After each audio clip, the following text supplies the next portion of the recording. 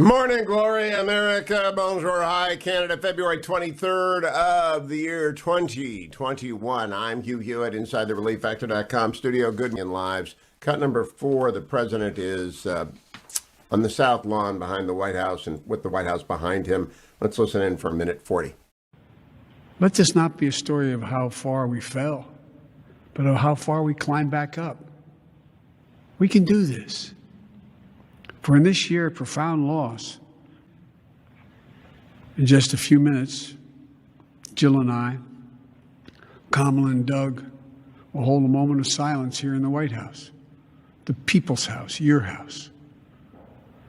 We ask you to join us, to remember so we can heal, to find purpose in the work ahead, to show that there is light in the darkness.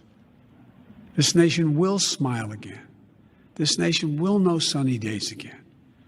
This nation will know joy again. And as we do, we'll remember each person we've lost, the lives they lived, the loved ones they left behind. We will get through this, I promise you. But my heart aches for you, those of you who are going through it right now. May God bless you all, particularly those who've lost someone. It was a fine set of remarks by President Biden. The toll of the virus has been very uneven. Some people don't know anyone who's died from it or even been relatively sick. And many people know many people who have, in fact, died from it. I'm in between. I have the whole bell curve of experiences in my life. One of my board members at the Nixon Foundation, John Hamilton, wonderful man, died from it.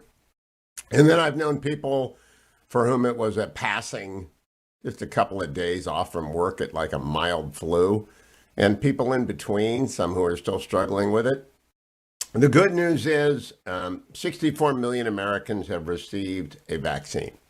64 million. I'm not among them. I began the truffle hunt yesterday because I turned 65 yesterday. I've been registered on all the sites forever in anticipation of turning 65, and that didn't happen. No, they're all broken in California. It's kind of funny.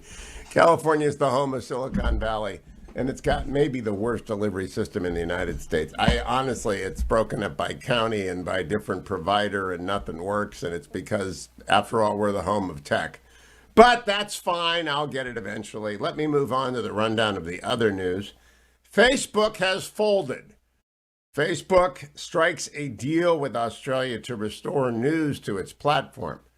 Now, this is either a strategic defeat or the first clash in a long war. Facebook had refused momentarily as Australia moved towards a law requiring the big aggregators like Facebook and Google to pay the big news providers like Rupert Murdoch's syndicate some sort of a fee, much like radio stations had to be obliged to enter into consent decrees with record producers in the early days of this medium to pay the performer. And so Facebook is being asked, and Google has already conceded, that they will pay for links. And their argument is, without links, these newspaper platforms wouldn't be able to sell advertising, and that was the argument back in the old days of radio. There's never a new argument in the law. And so Facebook folded. And they reached a deal, the Wall Street Journal headline, Facebook reaches deal with Australia to restore news. Facebook reached a deal with the Australian government to restore news pages to the social media's platform following a 5-day suspension because of the disagreement over payment for content. Now, the question is, does that become the exception to the rule in the rest of the West, or does it become the rule? We will see. Good news, consumer demand snaps back up. Factories can't keep up, also in the Wall Street Journal. After carrying out an orderly retreat from assembly lines as the pandemic arrived in the U.S., many manufacturers pulled out the playbook they followed in past recessions, cutting costs and conserving cash. That left them unprepared for the sharp rebound in consumer demand that began last week, just weeks later, and never let up. Without restaurants to visit and trips to take, Americans bought out stocks of cars, appliances, furniture, and power tools. I might also add Milton Bradley's doing very well. Try buying some games. You won't find games out there. I've been sending games to my grandkids who are abroad for a year, and try a 6-person team in the midst of soaring housing demand during the pandemic. In Atlanta, a forklift driver rakes in overtime pay because of demand at the warehouse that employs him in distributing packages. A Chicago-based truck trailer manufacturer is increasingly hosting drive-through job fairs and raising wages by as much as 7% as hiring picks up across its 9 production plants. Nationally, employment in residential construction, package delivery, and warehousing now exceeds pre-pandemic levels. In the United Kingdom, a new virus study shows that vaccines have reduced COVID hospitalizations by, wait for it, 94%. How is that? Hospitalizations because of the virus down 94% because of Pfizer and AstraZeneca in the UK. Former President Trump took a couple on the chin yesterday. The Supreme Court allowed that the New York City prosecutor, Mr. Vance, is going to have access to his federal income taxes as well as many other documents. If he didn't do anything wrong, he'd have nothing to worry about. They will get leaked, of course, because everything gets leaked. And the Supreme Court, United States Supreme Court, rejected any hearing in the Pennsylvania court case concerning election 2020. Now, in mid-December, I told senior White House people, I told them, they will never take that case. Not now, not ever, never. It's not in their institutional interest to take that case. It will be moot. It will be over. And the court is more interested in staying away from radioactive cases like this than plunging in. They only took Bush v. Gore because they had to. Finally, two other stories. As Wall Street migrates to Florida, hedge funders move to offload Manhattan homes. Now, this isn't going to concern you much because it's about penthouses in Manhattan that cost $20, $30, $40, $50 million. And the billionaire owners are trying to unload them at fire sale prices, which mean $20 million or $25 million. The upper end of the real estate market is collapsing. Why? Because those people are getting the heck out of New York City and New York, just like I left California, Virginia. They're going to Florida because taxes matter and capital is mobile. Remember that? Finally, the Ayatollah Khamenei of Iran, with whom Team Biden wants to deal, he announced yesterday, if we want nukes, nobody, including, quote, Zionist clowns, close quote, can stop us. Put that one on your bulletin board. Israel sure did. I'll be right back, America. Go nowhere. It's the Tuesday morning edition of the Hugh Hewitt Show.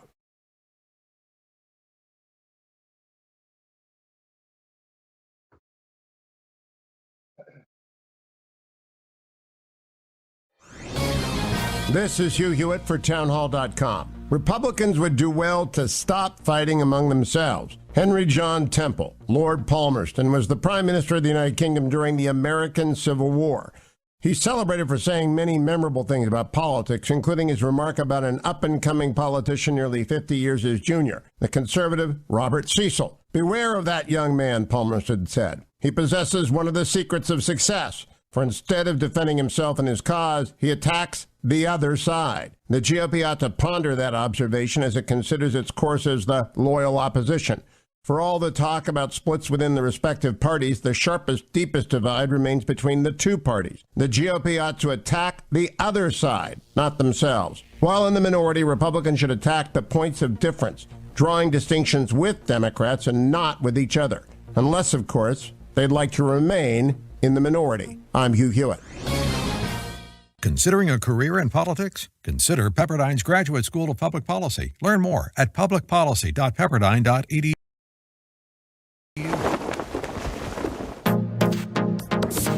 Trending now on the Eric Metaxas Show. The Biden administration is rolling back religious liberty and doing all kinds of things that are very serious, very far-reaching. Tell us about what the Biden administration has done with regard to athletes, transgender athletes. Well, on day one of the Biden administration, he issued an executive order telling all of the agencies that you need to start enshrining the gender identity into regulations, and specifically called out sports and athletics. And we know firsthand what happens when policies like that pop up. In Connecticut, we've got 4 young female athletes, very courageous, incredibly talented runners, and found themselves competing against 2 biological males. And these were guys that at one season had been competing on the males team where they were mid-level athletes. A few weeks later, switched to the female team and suddenly at the top of the podium, time and time again. And so there was over 16 instances where girls lost out on championships or had records broken, or lost instances where they were able to advance into competition, all because these 2 biological males came to dominate. And that was, again, just 2 guys in Connecticut. Now imagine we start rolling this out across the country. All it takes is a handful of biological males to destroy women's sports as we know it, where girls end up being spectators in their own sport. One of the girls describes how disheartening it is. You walk up to the starting line and you look over and you see a biological male next to you. You know the race is already lost. You know you don't have a chance. And that's exactly what the Biden administration's policy, as it's put into effect, is going to cause for women and girl athletes across the country. Keep up with what's trending. Subscribe on YouTube today.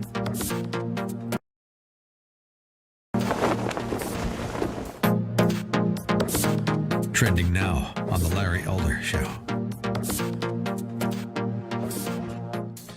Donald Trump, of course, is complaining about the election, claiming the election is stolen, and he is being accused of engaging in conspiracy theories.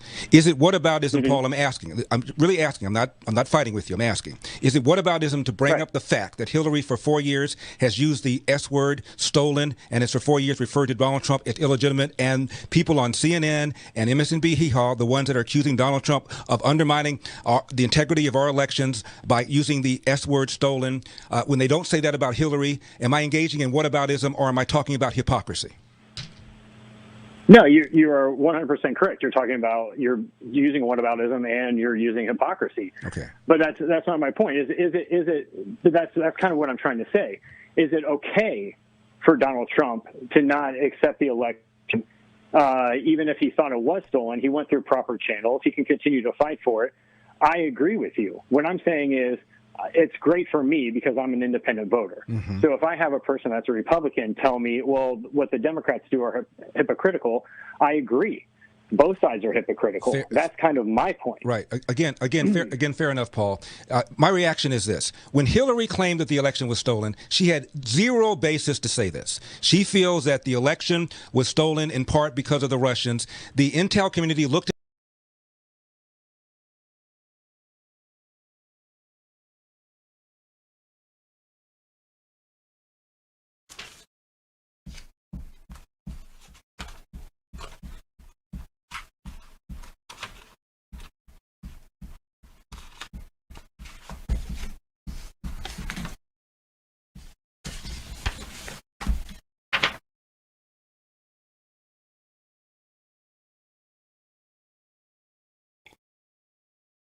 Welcome back, America. I'm Hugh Hewitt. Mike Pompeo on with Katie Pavlik. Yesterday, a couple of buddies of mine talking about whether or not John Kerry has been trying for the 4 years prior to his return to the government to undermine the United States government's dealings with Iran. The former Secretary of State was quite blunt. Cut number 2, please. Remember that trip, and I remember seeing Ernie Moniz and Secretary Kerry all there. We knew this was going on, and frankly, we knew it was going on before that as well. It's un-American. It's very troubling. It's not the right thing to do. They lost an election, and they should have just gotten off the stage. They chose not to do that, and instead tried to undermine what the American people had put forward as America's policy, and a policy, frankly, that kept America safe. But in the end, the good news is our policy in the Middle East was successful. We built out a strong coalition to crush the regime in Iran. We built out a Gulf state set of coalition partners that signed Abraham Accords, creating peace and stability throughout the Middle East. Our policies work. It's sad that Secretary Kerry is so unable to get off the stage at any point that he had to go try and undermine what President Trump and our team were trying to do. Mike Pompeo, exactly right, John Kerry. They're back dealing with Khamenei. Look, you can't learn anything if you can't learn that this is a regime that's a criminal regime. You ought not to deal with it. I also want to point out Kevin McCarthy was on with Sean Hannity last night and said accurately what's in the almost $2 trillion pork bill passing through Congress under the guise of COVID relief. Cut number 1. We can. Remember, we're only 5 seats away from winning the majority. It is the slimmest majority the Democrats have had since the 1870s. This bill is too expensive and too expansive. You've listed a lot of things in there. And think about this. This is supposed to be a COVID bill. Only 9% of it goes to COVID. What they are doing is telling you the swamp is back. Everything you have warned your viewers about before the election is coming true in this bill. The more we bring it out, and Republicans have better ideas. Our focus is to put Americans back to work, back to school, and back to health. They are putting money in here, but schools are still shut down. Biden has a plan to open the border, but not open our schools. This is where the ideas should win at the end of the day. And I don't think you'll see Republicans, one, joining with this because they've never worked with us of being a part of it. But every bill we had in the past was bipartisan. There is still $1 trillion from hardworking taxpayers sitting there already appropriated that could go out to the American public, to their schools, to every place that you see that needs the help with COVID. And they're passing another bill on top of that, but it's not going for COVID. It's an ego-driven boondoggle, and it should not work. It should not get through. Hopefully Joe Manchin throws his vote there. I still continue to believe that Joe Manchin ought to change his mind on Neera Tanden and instead vote against Javier Becerra. Becerra is a radical. Any of you who have been in California for the last few years know, for example, he supported the blatantly unconstitutional attempt to have pro-life women's crisis centers advocate for abortion on their walls. It's called government forced speech, and it was struck down. Of course, it was struck down. It was a ridiculous law. Javier Becerra is a radical who does not care about the Constitution. Neera Tanden is a left liberal who's a fierce advocate for her side. She is guilty of mean tweets. But the Tanden standard is going to wipe out hundreds, if not thousands, of future nominees of both parties if it's actually put into place. So I continue to urge my friends on the Republican side to reconsider the fate of their staffers. Anyone who's worked on a campaign, anyone who is under the age of 40 and has been in the melee of social media for the last 10 years since its rise, if the Tanden standard is embodied in the rejection of Neera Tanden from OMB, it's simply going to wipe out a lot of your young mentees' futures as confirmed. Now, I was confirmed by the United States Senate in 1988 at the age of 32. And I hadn't written or said much at that point, a few op-eds here or there, a few movie reviews, a couple of op-eds in the Wall Street Journal and the Washington Post and things like that. But nothing like social media, not in 1988. And so I didn't have any problem. But I am warning you, you really do not want to reject Neera Tanden for mean tweets. It's a bad idea, Republicans. Go get Senator Manchin, walk out front. Say, okay, we've thought about it. Amnesty, ollie, ollie, in free, bring out your dead. Throw away your Twitter handle. We're not going to hold it against you for anything prior to February 23rd of 2021. But clean up your act and we'll confirm Neera. But Becerra, go back to California. I'll be right back. It's the Hugh Hewitt Show.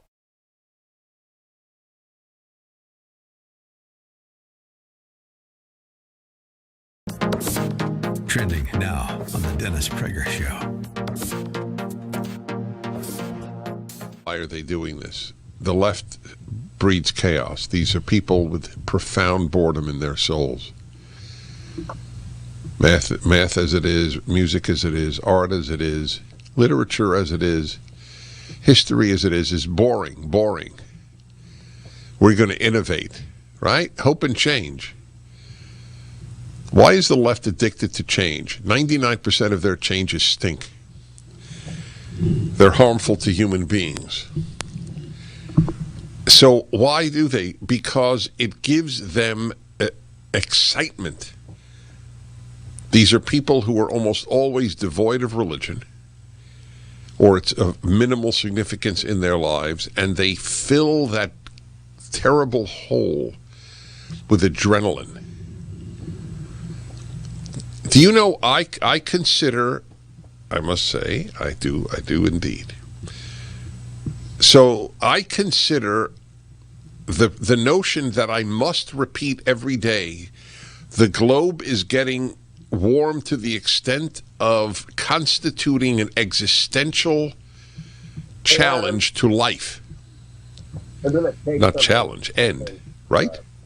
It's an existential means end of existence.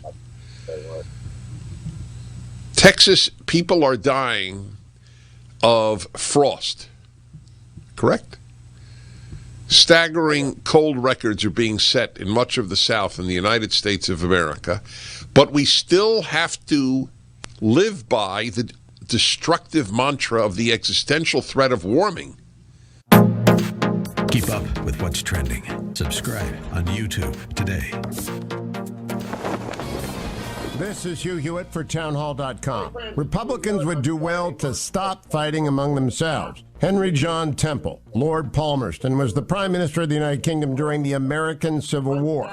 He's celebrated for saying many memorable things about politics, including his remark about an up-and-coming politician nearly 50 years his junior, the conservative Robert Cecil. Beware of that young man, Palmerston said. He possesses one of the secrets of success, for instead of defending himself and his cause, he attacks the other side. The GOP ought to ponder that observation as it considers its course as the loyal opposition.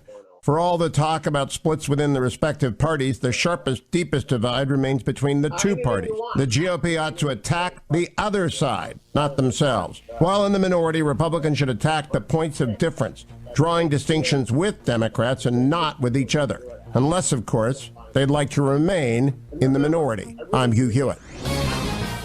Considering a career in politics? Consider Pepperdine's Graduate School of Public Policy. Learn more at publicpolicy.pepperdine.edu. Trending now on The Mike Gallagher Show. California Democrat Linda Sanchez, the sponsor of the bill, said the impetus for introducing the legislation was due to the former president's encouraging of racism and hatred.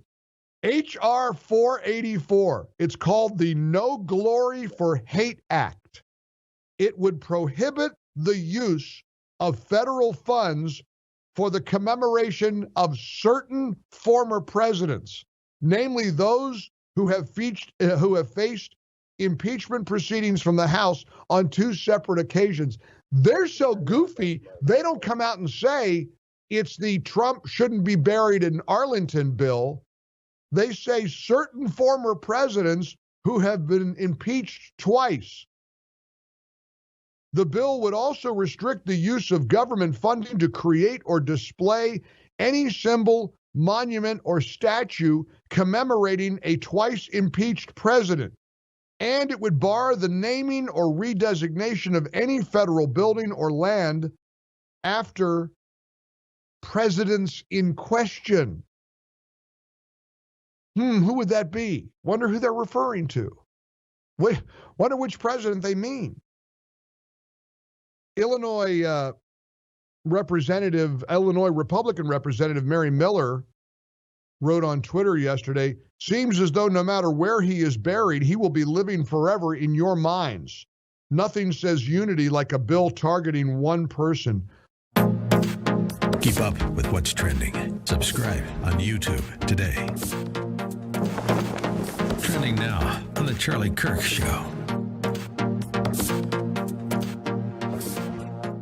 Everyone is now taking a moment for good reason to remember a true American hero. And, I really never spoke publicly a lot about this, but I had the opportunity to get to know Rush very well. And Rush was someone that supported Turning Point in a variety of different ways. He was someone that I had the opportunity to have many different meetings with and get advice and counsel from. He was always so kind and courteous, gracious and humble. I remember the first time I met Rush, he was golfing at a certain country club in Palm Beach and was so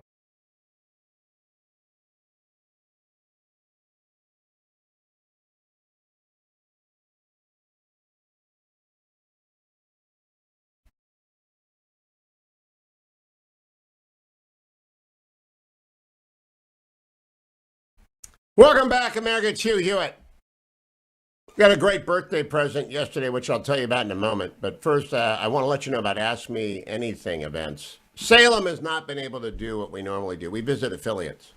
I like to go to Tampa Bay. I like to go to Philly. I like to go to Houston. I like to go to Dallas. I like to go out and meet the people who listen to me every day. East Coast to West Coast and 400 affiliates across the United States. Salem hosts events. We haven't been able to do that for the last year. fact, I remarked at dinner last night that no one has to give up anything for Lent this year because all year's been Lent. It's like I gave up the movies for Lent for 4 Lents. And though it's been enforced, it sort of should count, right? I'm sure the Archbishop agrees with me on that one. But we're doing these Ask Me Anything events, all the different hosts. So if you go on Google and do Ask Me Anything Hugh Hewitt, you can reserve one of your spot. Only 20 people at a time get to do these things, and we have a chat. Mine is on Saturday, March 6th at 8 p.m. Eastern, and I encourage you to go there. Now, about that birthday present. You could give someone a gift to Ask Me Anything, by the way. Well, let me do the market report before I do the birthday present. It's a great birthday present, though. The fetching Mrs. Hewitt outdid herself this year.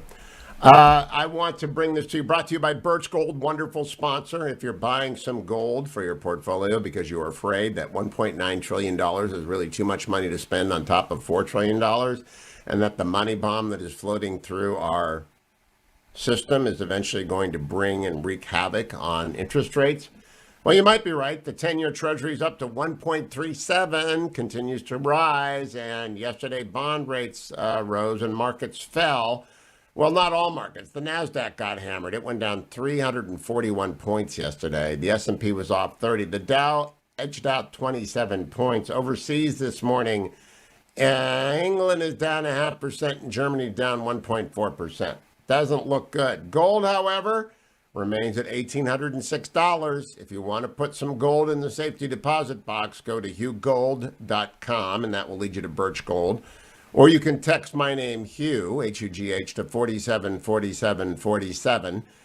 You can either buy gold direct from Birch Gold, or you can roll over a portion of your 401k or your IRA into a physical depository maintained by Birch Gold. They buy that amount of gold, they put it in there, and they store it for you. It's the actual real deal, not an ETF, not a gold mining stock, the real deal.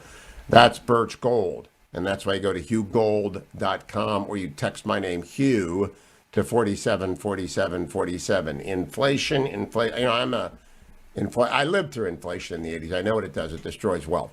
And we are doing the perfect storm. And Janet Yellen says, oh, don't worry about that.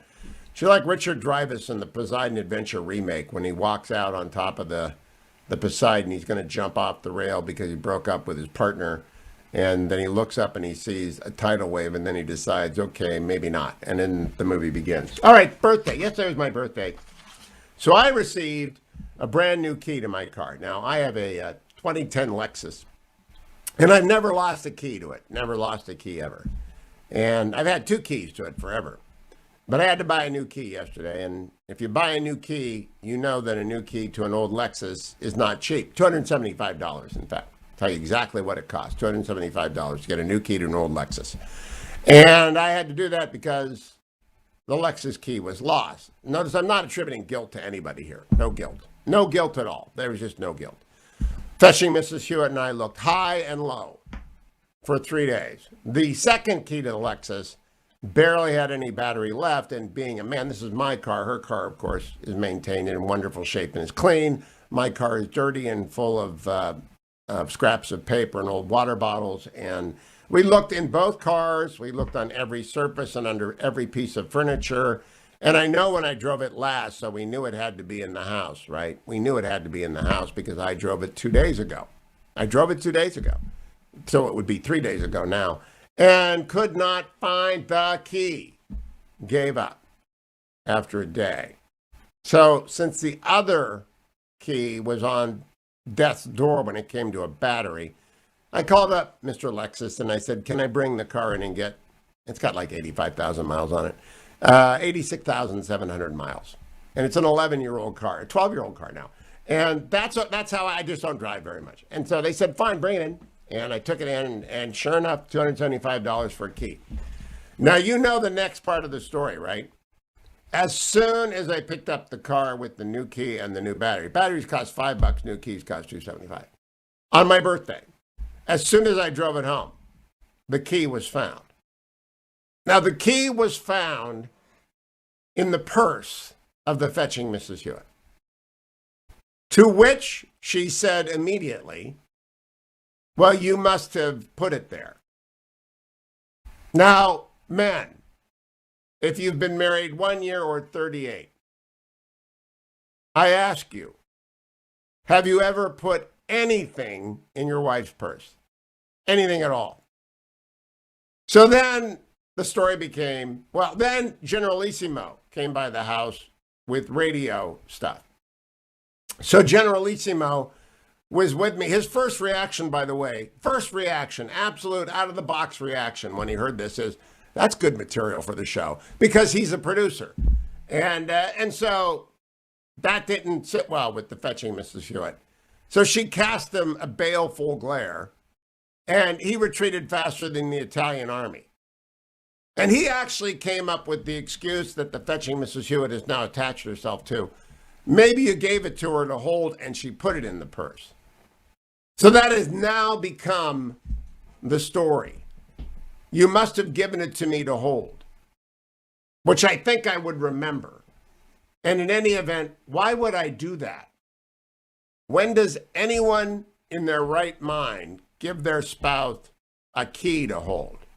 Because men and women, I should give this to Prager for the man-woman hour. Why do men and women store things differently? I've got a George Costanza wallet. People make fun of it. That's how I store things. George Costanza wallet. You know, if I had it in the studio, I would show it to you. It's like carrying around a library book. But that's how I carry stuff around. And I carry keys in my pocket, and I put them on the bench at the door because keys and glasses and sunglasses should be left by the door. End of story. Not moved around. Now, there's one rule for a happy marriage. One rule. Only one rule.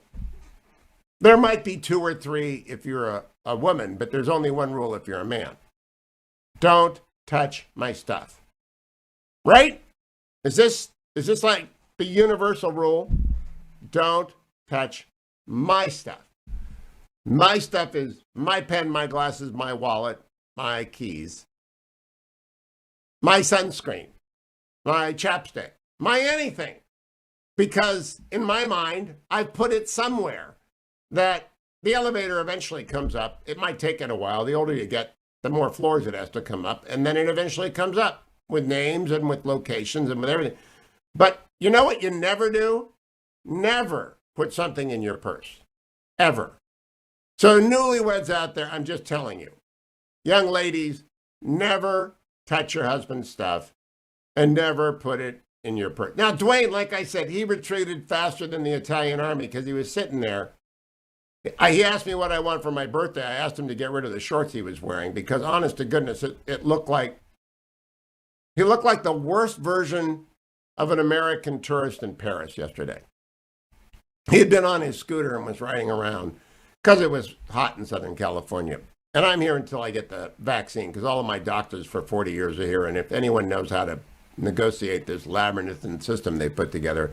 So he pops by with radio stuff and he's looking like really everyone's nightmare of an American on a train in Paris. He is actually John Candy in Planes, Trains, and Automobiles yesterday. Knocks on the door and comes in wearing a broad straw hat and a happy face, smiley face t-shirt and shorts that ought to have been banned from public display. They're not even pajama shorts. They're so bad. They should be illegal in the house and definitely outside of the house. And his first reaction is, that's good material. And he gets a look from the fetching Mrs. Hewitt. And then he retreats. Really. It's like Patton was coming at him and he was an Italian. He couldn't get out of there fast enough. But I say to you, and this, by the way, brought up the infamous Colander incident. Now, for those of you who weren't around at the beginning of the show, who don't go back 20 years, who are not DiMaggiotti, much less triple DiMaggiottis or quadruple DiMaggiotti. DiMaggiotti is someone who's listened to 56 consecutive broadcasts. In the early days of the show, I may have made the mistake of leaving a colander full of small tomatoes on a toaster when I could fit the bread in half the toaster. And I may have done that. I have defense counsel still. The case has been ongoing for 20 years. And it turns out that if you depress the toast in the toaster with a colander that is plastic on top of it, the colander will melt. Now, I suggest to you that that is not immediately obvious to an amateur in the kitchen. But it's been held against me for 20 years. So you know that whenever the fetching Mrs. Hewitt is screwed up, the colander is immediately brought up. You've been married 38 years. This is very familiar to you. The worst alleged negligence on your part is brought up when the key you just paid $275 to replace pops up in her purse. So this is considered Hugh Hewitt Marital Counseling 101. Don't put colanders on the toaster, and don't put your husband's keys in your purse, because neither you nor he will look for them there, because it is quite obvious to everybody, everywhere, that never in the history of marriage, never, has a husband put anything away in his wife's purse.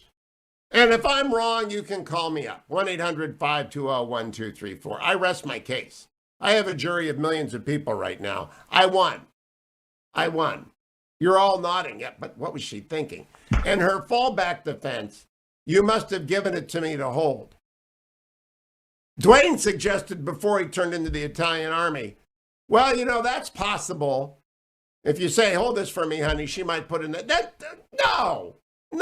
Honestly, he is as feeble a co-defense counsel, second chair at the defense table. There's always a terrible second chair at the defense table that they make fun of in like Goliath with Billy Bob Thornton, the blonde, the Armenian blonde. That's Dwayne. Except she came through in the end. He left, got on his scooter and ran away as fast as possible in his appalling shorts. And Adam, next time, will you be my co-defense counsel? But I'm telling you, it was a great birthday.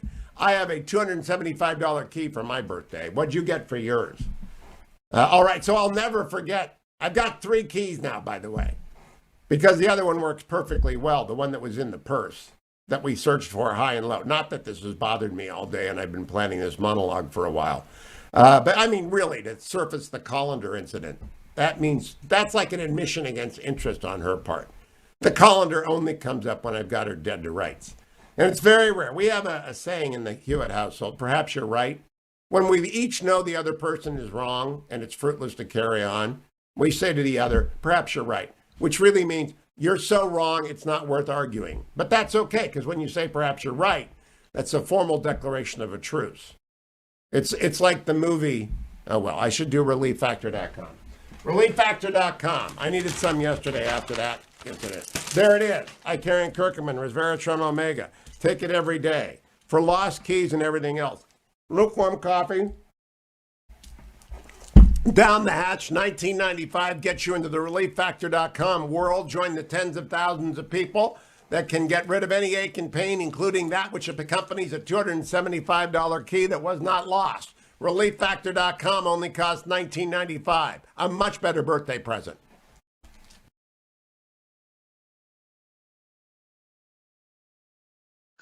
So, Adam, you ever... Trending now on America First with Sebastian Gorka. You have her put... Nobody voted for that. If they did, Biden would have campaigned on that. He virtually said nothing about this. But it wasn't a secret, Joe. It wasn't a secret, but he didn't say anything, right?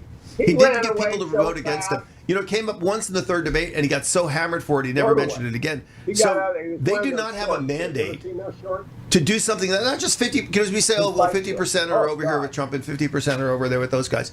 This isn't a 50-50 thing.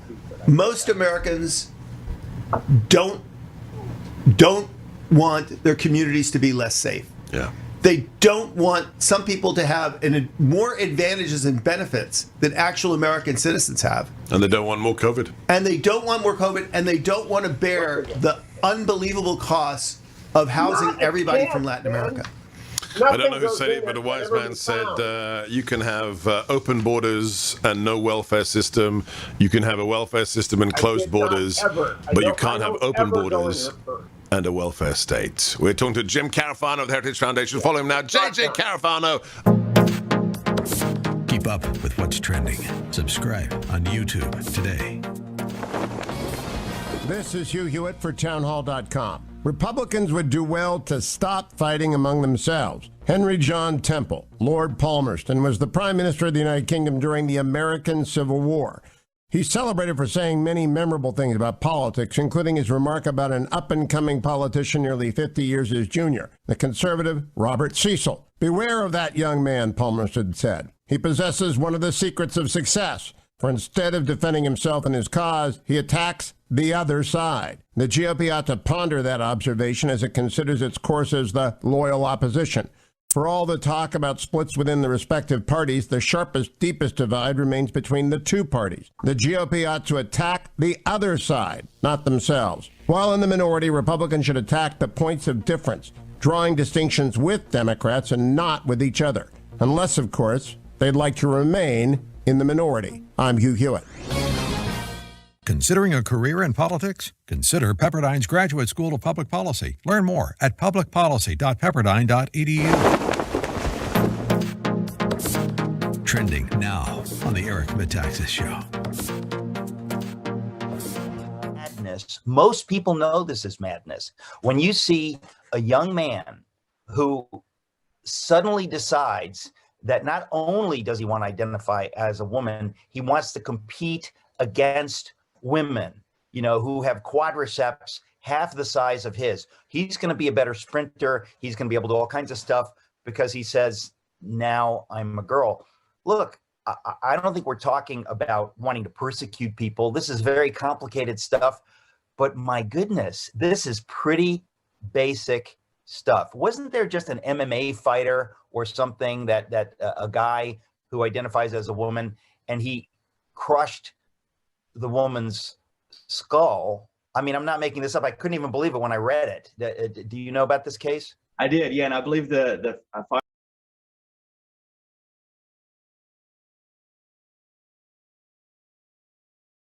Welcome back, America. It's Hugh Hewitt. That music means David M. Drucker is with us from the Washington Examiner, and you see him on television, David M. Drucker on Twitter.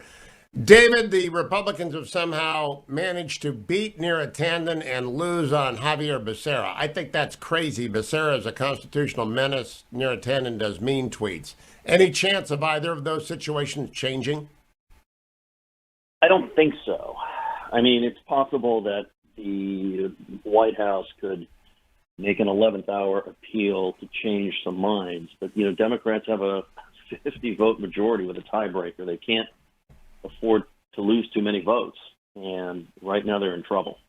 They lost Manchin, and Manchin cited her tweets, as did friends of mine like Tom Cotton, Susan Collins, and John Cornyn. I just think a mean tweet standard, what I'll call the Tanden standard, I have no aspiration to ever be confirmed to anything again. I've got my confirmation in my backpack. I'm never going through that process again. But if you're a young person, if you're under 30, certainly under 40, you've been tweeting up a storm, and all of a sudden the Tanden standard descends. Isn't that going to take out a lot of people? Yeah, it could take out a lot of people. I mean, it causes people problems all the time. I think about one of the things I have to teach my kids is, look both ways before you cross the street, and never run a red light because it works 99 times out of 100, but the 100th time kills you. And also, don't tweet. Don't do anything on social media because it's forever. No, you can't. Also, people now, especially in the era that we're in, there are things you may say when you are young and stupid. And of course, some people just never smarten up. But, and you publish it as though the only people that see it are your buddies. But everybody sees it, and it can all be researched. Yeah, so I had a big argument offline with a big-name conservative yesterday who wants to punish Neera Tanden and doesn't believe that the Republicans will ever get reciprocity and thinks I'm a dummy. And my argument was, look, someone's got to extend an olive branch at some point or the confirmation wars are going to spiral down forever. And so Neera Tanden is high profile. She certainly is guilty of mean tweets. Let's declare an amnesty. But nobody is biting on this because all their feelings are hurt in the Senate.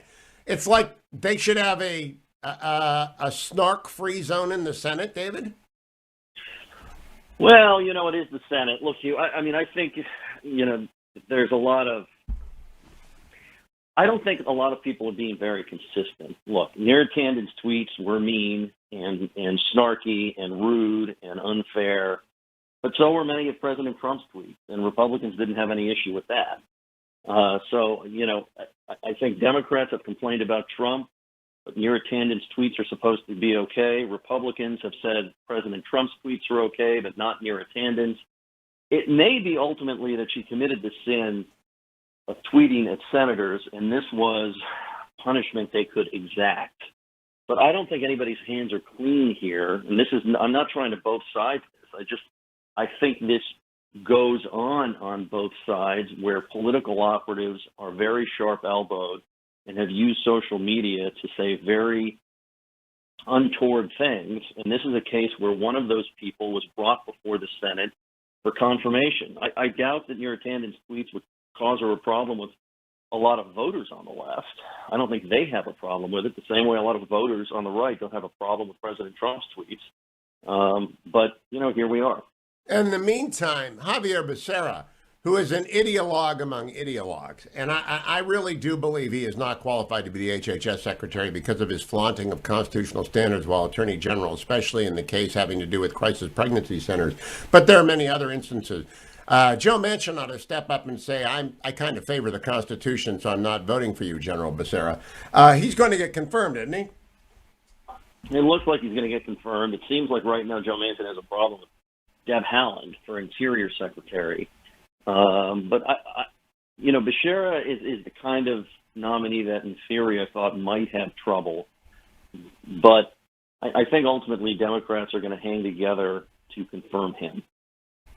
Yeah, and I think Joe Manchin is making a big mistake there. By Democrats, it's really Becerra and Sinema. Last question: is Becerra going to slow down? Is Manchin going to slow down the 1.9 trillion, which has now been effectively demonstrated to have at least 0.9 trillion, having nothing to do with COVID at all? Well, two things on this, Hugh, and I wrote about this yesterday in a story that's running this morning.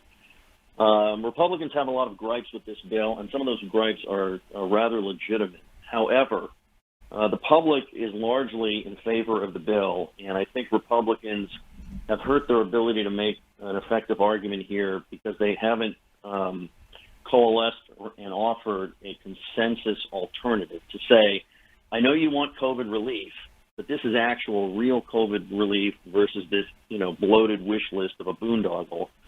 And given the choice between nothing and something, I think voters are going to be fine with something. And I think that while Joe Manchin, Senator Manchin, is going to protect, this bird rule we've been talking about, where there are certain things you can do through this reconciliation 51 vote process and certain things you can't. Beyond that, I don't think he's going to take issue with the different elements of the legislation. Very quick question. Is David Perdue going to run against the pastor in Georgia?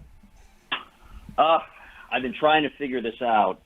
I think he has to decide if he wants to go forward with an uncertain campaign in a new Georgia. I think he should. I think David Perdue will beat that. I think he will win in 2022, and I hope he runs. Always good to talk to David M. Drucker. Follow him on Twitter at David M. Drucker. Follow me to Hour 2 of this Tuesday edition of the Hugh Hewitt Show.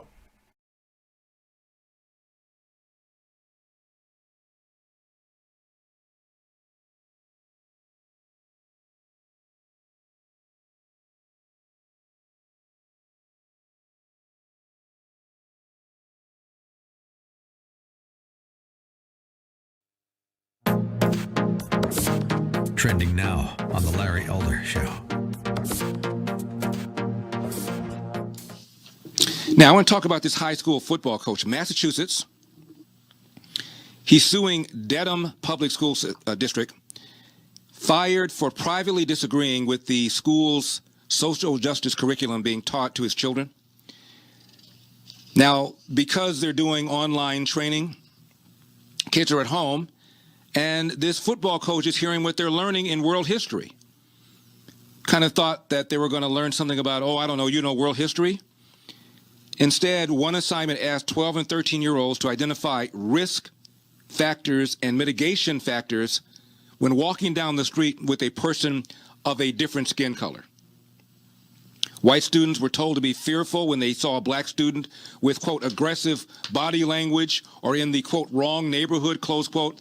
And black students were told to be fearful of white people in general, especially the police.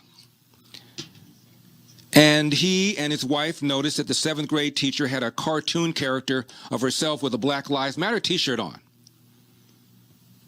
So he contacted the superintendent, concerns about the curriculum, that had been changed without notifying the parents, that the coursework was not suitable for 7th grade students. The teacher was not teaching world history. So following the email, superintendent holds a meeting with the Flynns, with the couple complaining. And next thing you know, he has been fired from his job as a coach. And sent a letter. Quote, "We are writing today. Sorry to inform you that you will not be reappointed as head coach." Keep up with what's trending. Subscribe on YouTube today. Trending now on The Dennis Prager Show. This is the response from Larry Elder to me. Dennis, I feel about that office the way Walter Cronkite felt when asked if he'd like to be a senator. He said, "I'd love to serve. I'd hate to run. I have neither the temperament, the stomach, the passion, nor the will to run. And if elected, I would not have the desire to spend my last years on earth busting heads with those doofuses in Sacramento. Apart from that, ...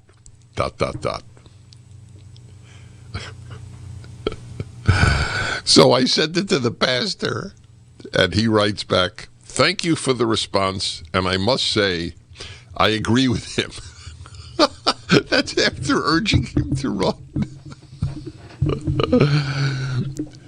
Shimon says, "I'd have a big bully pulpit if I were governor of California." I would have a big bully pulpit if I were president or vice president of the United States, but otherwise this national radio show is a much bigger pulpit. With PragerU, this, columns, I have a huge, thank God, bully pulpit, because all I want to do is influence people. I don't want to have any power over them. I am touched, though. It would be, the thought of me negotiating with teachers' unions when I believe they are such destructive forces in America, that they have harmed children more than any other single thing in the United States outside of direct child abuse. What am I going to say? It's great to see you guys. Great to meet with you. I can't do that, to be honest. It isn't great to meet with them. I have contempt for teachers' unions. Utter, total contempt. Keep up with what's trending. Subscribe on YouTube today. This is Hugh Hewitt for townhall.com. Republicans would do well to stop fighting among themselves. Henry John Temple, Lord Palmerston, was the Prime Minister of the United Kingdom during the American Civil War. He's celebrated for saying many memorable things about politics, including his remark about an up-and-coming politician nearly 50 years his junior, the conservative Robert Cecil. "Beware of that young man," Palmerston said. "He possesses one of the secrets of success, for instead of defending himself and his cause, he attacks the other side." The GOP ought to ponder that observation as it considers its course as the loyal opposition. For all the talk about splits within the respective parties, the sharpest, deepest divide remains between the two parties. The GOP ought to attack the other side, not themselves. While in the minority, Republicans should attack the points of difference, drawing distinctions with Democrats and not with each other. Unless, of course, they'd like to remain in the minority. I'm Hugh Hewitt. Considering a career in politics? Consider Pepperdine's Graduate School of Public Policy. Learn more at publicpolicy.pepperdine.edu. Trending now on The Mike Gallagher Show. There's this Democrat New York Assemblyman. If you're not following this story, this was Ron Kim. He's a Democrat now. Remember, he's an assemblyman in New York State, detailing the threatening phone call he says he got from Governor Cuomo, all because Assemblyman Kim is asking for some accountability, some answers over these deaths and the cover-up. Here's what Assemblyman Kim said on MSNBC yesterday. And Governor Cuomo called me the next day at 8 p.m. while I was about to bathe my kids. I was with my wife, and for 10 minutes, he berated me. He yelled at me. He told me that my career will be over. He's been biting his tongue for months against me. And I had tonight, not tomorrow, tonight, to issue a new statement essentially asking me to lie and asking me, like, I heard and I saw a crime the other day. And he's asking me that I did not see that crime. And that was the line that a line that he crossed that can't be undone. And that's why I had no choice but to come out and speak up. You know, many people make a huge deal about bullying and triggering people and being offensive. Listen to the way this assemblyman explains what Cuomo's threatening phone call did to his wife. I mean, it was loud enough for my wife to hear, and I tried to shield her, but she was in shock. She didn't get any sleep that night, and we were terrified. And, he left a shocking moment for all of us in our family. Keep up with what's trending. Subscribe on YouTube today. Trending now on America First with Sebastian Gorka. As your fellows, we had Chad Wolf is the top of. Kind of break this into two parts. Okay. So first, we're looking at the stuff that the president can do by executive order, which is if you were in for impeachable offenses for high crimes and misdemeanors, you would think not enforcing the laws of the land would be something that people might be concerned about.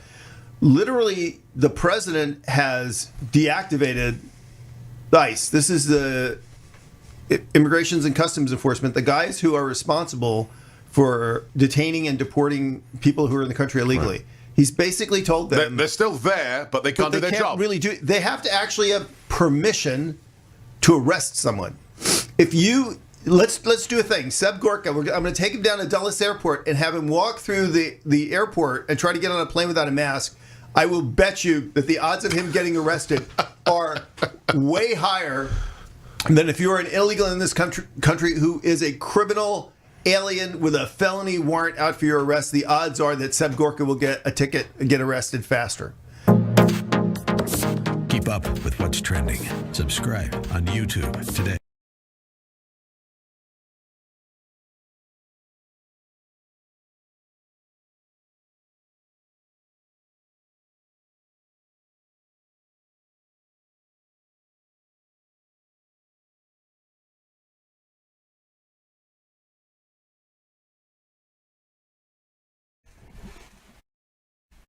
Morning, glory, America. Bonjour, hi, Canada. It's Hugh Hewitt. Good morning. I'm joined by Byron York of the Washington Examiner, Fox News. Good morning, Byron.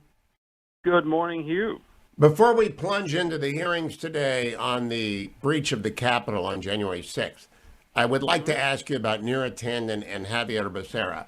Somehow Joe Manchin has gotten himself into the position of opposing the former and supporting the latter, as have Republicans accepted that. They will oppose both, but they will only be successful in taking out Tanden. In my view, if the Tanden standard gets established, hundreds, if not thousands, of conservative and liberal activists under the age of 40 are going to find themselves up against an insurmountable mean tweets barrier. Have any people in the Republican caucus considered the precedent they are setting? I don't think so. As a matter of fact, I have to say, I have the honor of having been tweeted about by Neera Tanden back in her prolific tweeting days. I can't imagine she didn't tweet something bad about you, too. Oh, I've got more Neera Tanden scars than Zorro villains. Absolutely. So she said that I was happy to run interference for Russians intervening in our elections, and that was because I said that the dossier was not true. It was unreliable. And she was a big fan of the dossier. So I don't think that disqualifies her, I have to say. But the one thing I haven't heard in your discussion, or most discussions, and I've actually looked at a number of articles around her nomination, is what do you think Neera Tanden's main qualifications to be OMB director are? Very good question. Excellent lawyering skills, because OMB is actually the heart of the regulatory system, and the Office of Information and Regulatory Analysis is sort of the beating heart of the administrative state, and proximity to the president. One of the things I think that it was noted by a different writer, not me, though I mentioned it in passing in my post column, OMB is really part of the office of the president. It ought not even to be a confirmable office. Mick Mulvaney ended up being acting chief of staff because he was in the president's office all the time anyway, as any good OMB director is. So you've got to have the confidence of the president, good lawyering skills, and an ability to run a staff. And she's run the Center for American Progress for a long time, so she can manage an OMB staff. Those would be my arguments for her. Okay, so there's nothing sort of specifically budget related that you would No, but OMB really isn't a green eye shade place. You've got green eye shade. It's sort of like being are you the CEO of OMB, which she would be, or are you going to be the CFO, which she's not going to be? And I can't be the CFO of the Nixon Library because I can't read a column of numbers. But I've got people. Even with her tweets, do you think she might have had a little better time in the confirmation process if she did have some sort of budget-related qualifications for the job? No, if they'd ever gotten into the Center for American Progress, they would have found at least as complex an institution as any think tank in D.C. So if any think tanker is qualified to run OMB, and if Mick Mulvaney, for goodness sakes, is qualified to run OMB as an ideologue with a staff of 8 in Congress, she's qualified. It really is an outlier by any past measure. Only David Stockman brought wizardry of an unusual sort, and of course he blew himself out. Very quickly, as a matter of fact. Right. All right. So I think it's a terrible standard, but Becerra is what bothers me even more. Now, I think Neera, she's not a friend. I've only been on set with her. She's not even a colleague. I just think it's a silly standard, and it's going to impact a lot of good people on left and right. Becerra is a hardcore ideologue. He's not a very good lawyer, and he has assaulted the pro-life movement, and he has supported unconstitutional intrusions upon mandatory speech in crisis pregnancy centers, for which he ought to have been, he just ought to be disqualified. He doesn't know the Constitution.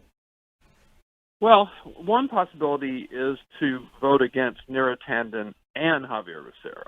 Well, most Republicans will do that, but Manchin is the Manchin's the guy here. I think the thing as far as senators and Tanden is concerned is that, look, there are some of them that she's just dumped all over, and then she deleted her tweets, and then she kind of apologized all over herself.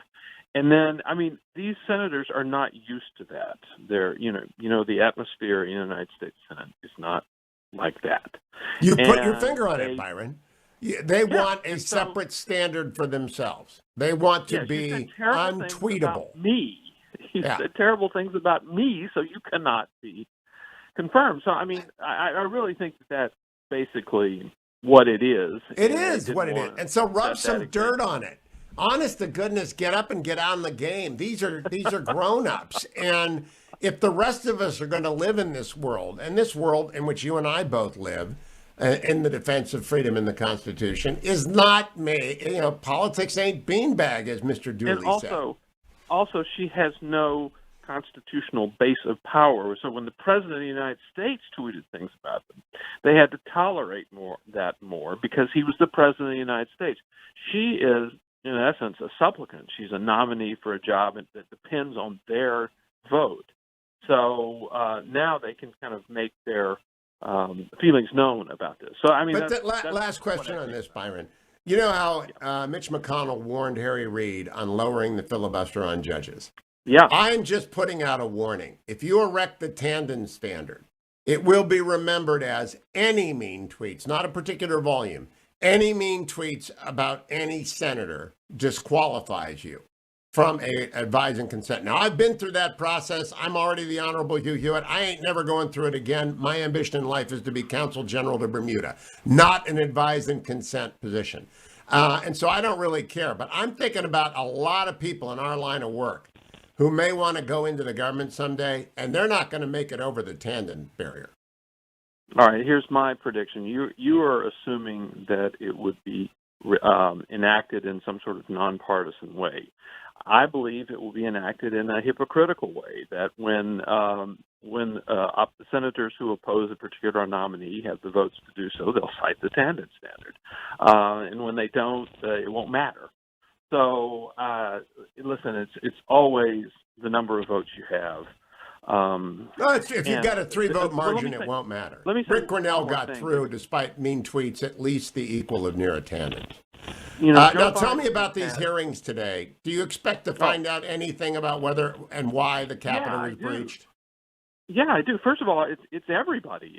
It's the Metropolitan Police Chief, the D.C. Police Chief, the former chief of the Capitol Police, and the 2 former sergeants in arms. Now, anybody who's ever investigated anything knows that you're kind of better off with people who have lost their jobs and might have an incentive to actually tell the truth. But clearly, if you listen, I should have it in front of me right now. If you go back to the impeachment trial, the Democratic trial manager said repeatedly, "We will show you the Senate," that the FBI warned in the days before the attack. The FBI warned that this group would direct violence specifically at the U.S. Capitol on January 6th. And you think, wow, I mean, where did that warning go? Who listened to it? This is what this hearing might help elucidate. Obviously, we've had tons of talk about whether Donald Trump incited the riot. We had a whole trial about it. But this, we've had absolutely nothing. And also, former Chief Seung of the Capitol Police, I think people have now realized that the Capitol Police are the least transparent agency in government. They say nothing. They are stonewalling basic information about the Capitol riot, and not just the cause of death of Officer Sicknick, but the extent of injuries, the type of injuries of police officers, the confiscation of any firearms, if any, the various use of force, weapons confiscated, all sorts of stuff that are basic police information that the public should not have to wait for a commission to be formed to investigate these things. We need to know these things right now. So this is one chance today to either find this information out or highlight the fact that the Capitol Police are stonewalling on this information. Byron, 1 minute. I do worry. On the fever side of the right, there is a theory that demonstrators were trapped into attacking the Capitol. It's nutty, right? It's completely crazy. It removes intent from these people. There's no chance that gasoline will be thrown on the fires of the far right here, will it? I have to say, I don't think there's any downside in revealing the actual facts of the investigation.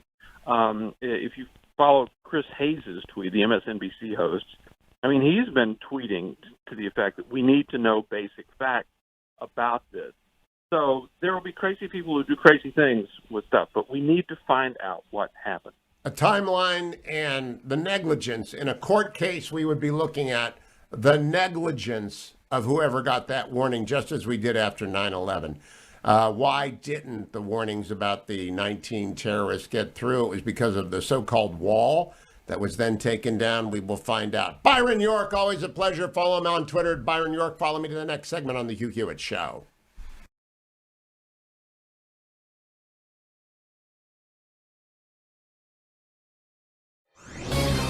This is Hugh Hewitt for townhall.com. Republicans would do well to stop fighting among themselves. Henry John Temple, Lord Palmerston, was the Prime Minister of the United Kingdom during the American Civil War.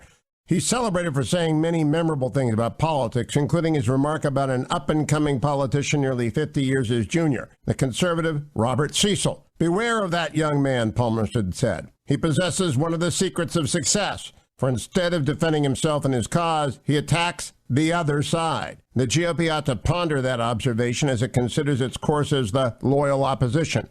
For all the talk about splits within the respective parties, the sharpest, deepest divide remains between the two parties. The GOP ought to attack the other side, not themselves. While in the minority, Republicans should attack the points of difference, drawing distinctions with Democrats and not with each other. Unless, of course, they'd like to remain in the minority. I'm Hugh Hewitt. Considering a career in politics? Consider Pepperdine's Graduate School of Public Policy. Learn more at publicpolicy.pepperdine.edu. Trending now on the Eric Metaxas Show. The Biden administration is rolling back religious liberty and doing all kinds of things that are very serious, very far-reaching. Tell us about what the Biden administration has done with regard to athletes, transgender athletes. Well, on day one of the Biden administration, he issued an executive order telling all of the agencies that you need to start enshrining the gender identity into regulations, and specifically called out sports and athletics. And we know firsthand what happens when policies like that pop up. In Connecticut, we've got 4 young female athletes, very courageous, incredibly talented runners, and found themselves competing against 2 biological males. And these were guys that at one season had been competing on the males team where they were mid-level athletes. A few weeks later, switched to the female team and suddenly at the top of the podium, time and time again. And so there was over 16 instances where girls lost out on championships or had records broken, or lost instances where they were able to advance into competition, all because these 2 biological males came to dominate. And that was, again, just 2 guys in Connecticut. Now imagine we start rolling this out across the country. All it takes is a handful of biological males to destroy women's sports as we know it, where girls end up being spectators in their own sport. One of the girls describes how disheartening it is. You walk up to the starting line and you look over and you see a biological male next to you. You know the race is already lost. You know you don't have a chance. And that's exactly what the Biden administration's policy is. It's put into effect, is going to cause for women and girl athletes across the country. Keep up with what's trending. Subscribe on YouTube today.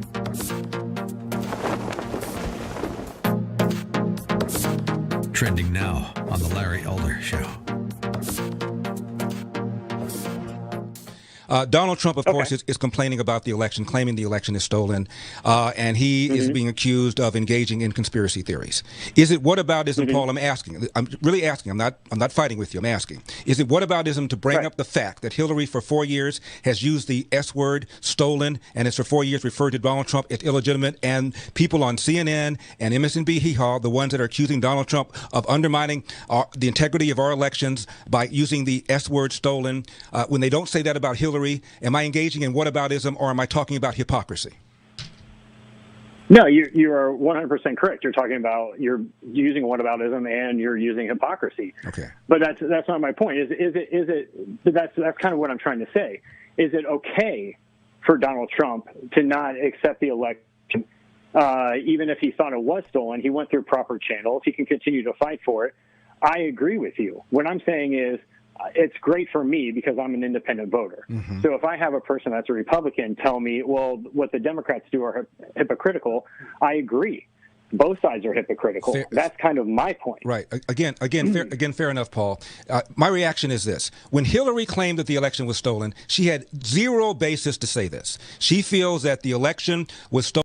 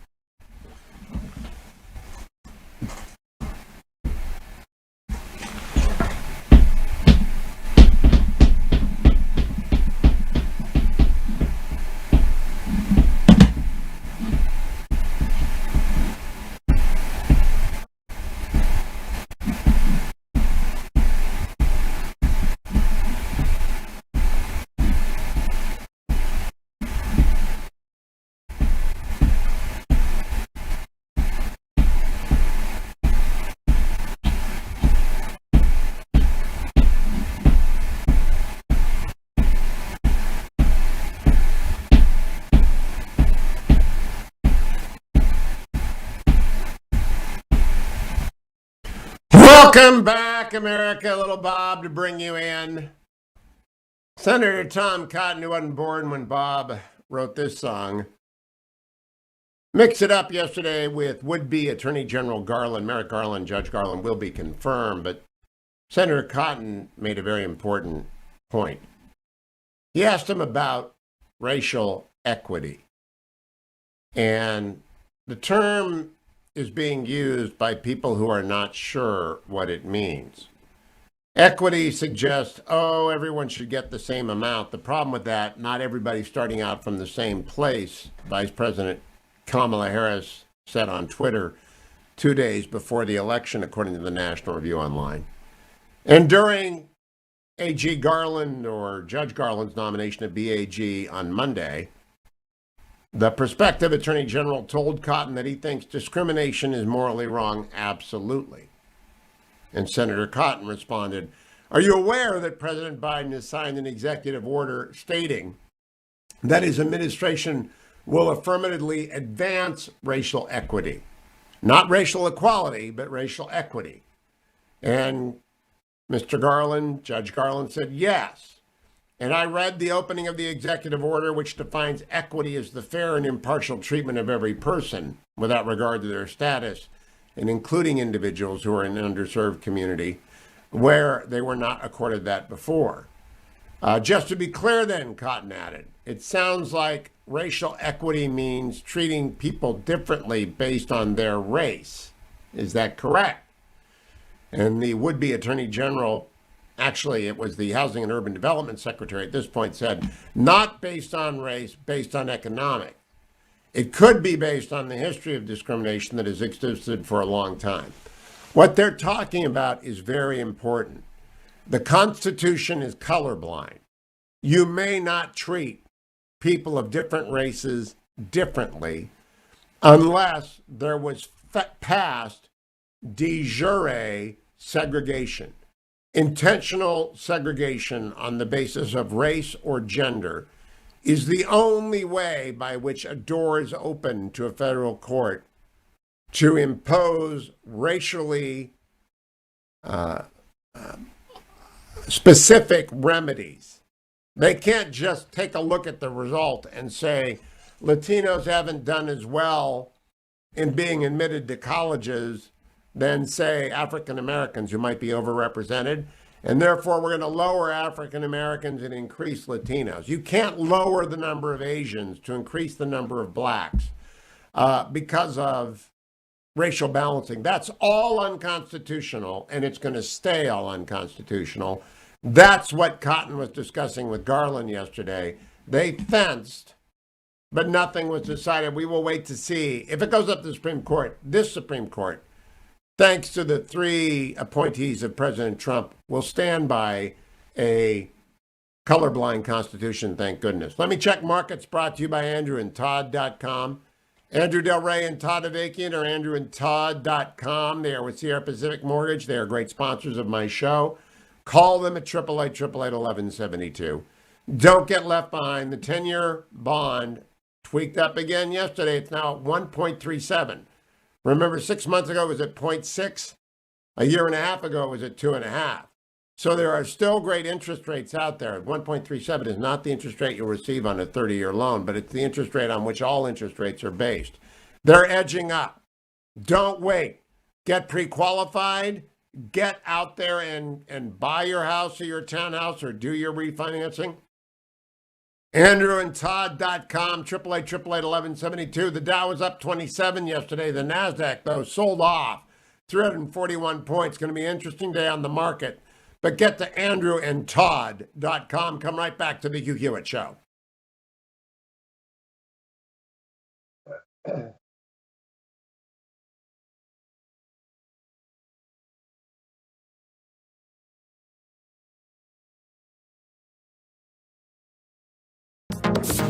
Trending now on the Dennis Prager Show. Why are they doing this? The left breeds chaos. These are people with profound boredom in their souls. Math as it is, music as it is, art as it is, literature as it is, history as it is boring. We're going to innovate, right? Hope and change. Why is the left addicted to change? 99% of their changes stink. They're harmful to human beings. So why do they? Because it gives them excitement. These are people who are almost always devoid of religion, or it's of minimal significance in their lives, and they fill that terrible hole with adrenaline. We might as well wait a couple minutes though. Do you know, I consider I must say. I do indeed. So I consider the notion that I must repeat every day, the globe is getting warm to the extent of constituting an existential challenge to life. Not challenge, end, right? It's existential means end of existence. Texas people are dying of frost, correct? Staggering cold records are being set in much of the South in the United States of America, but we still have to live by the destructive mantra of the existential threat of warming.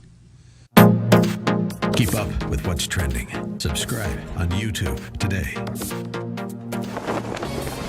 This is Hugh Hewitt for townhall.com. Republicans would do well to stop fighting among themselves. Henry John Temple, Lord Palmerston, was the Prime Minister of the United Kingdom during the American Civil War.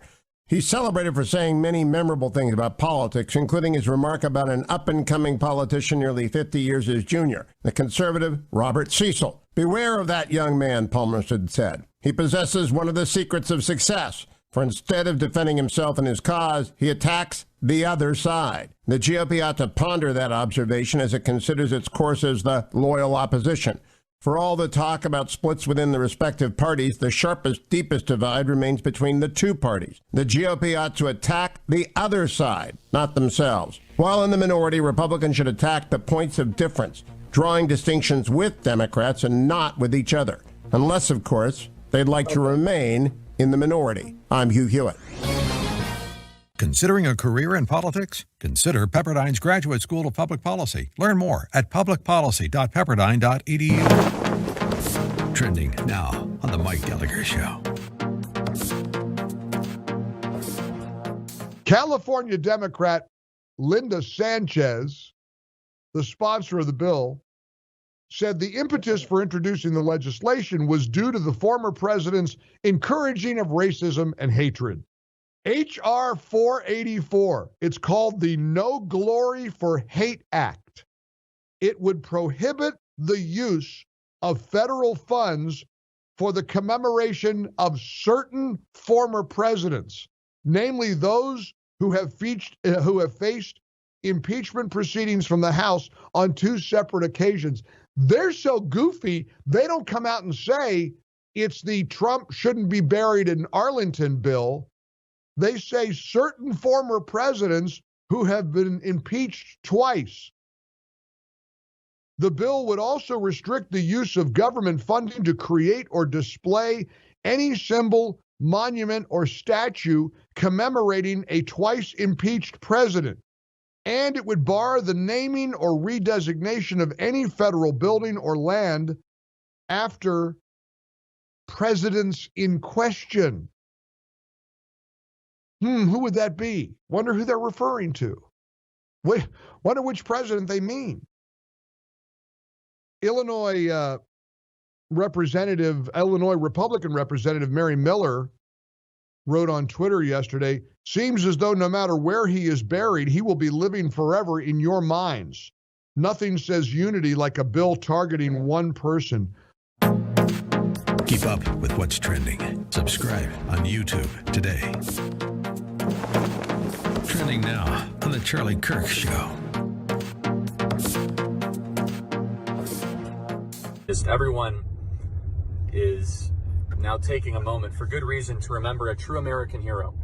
And, I really never spoke publicly a lot about this, but I had the opportunity to get to know Rush very well. And Rush was someone that supported Turning Point in a variety of different ways. He was someone that I had the opportunity to have many different meetings with and get advice and counsel from.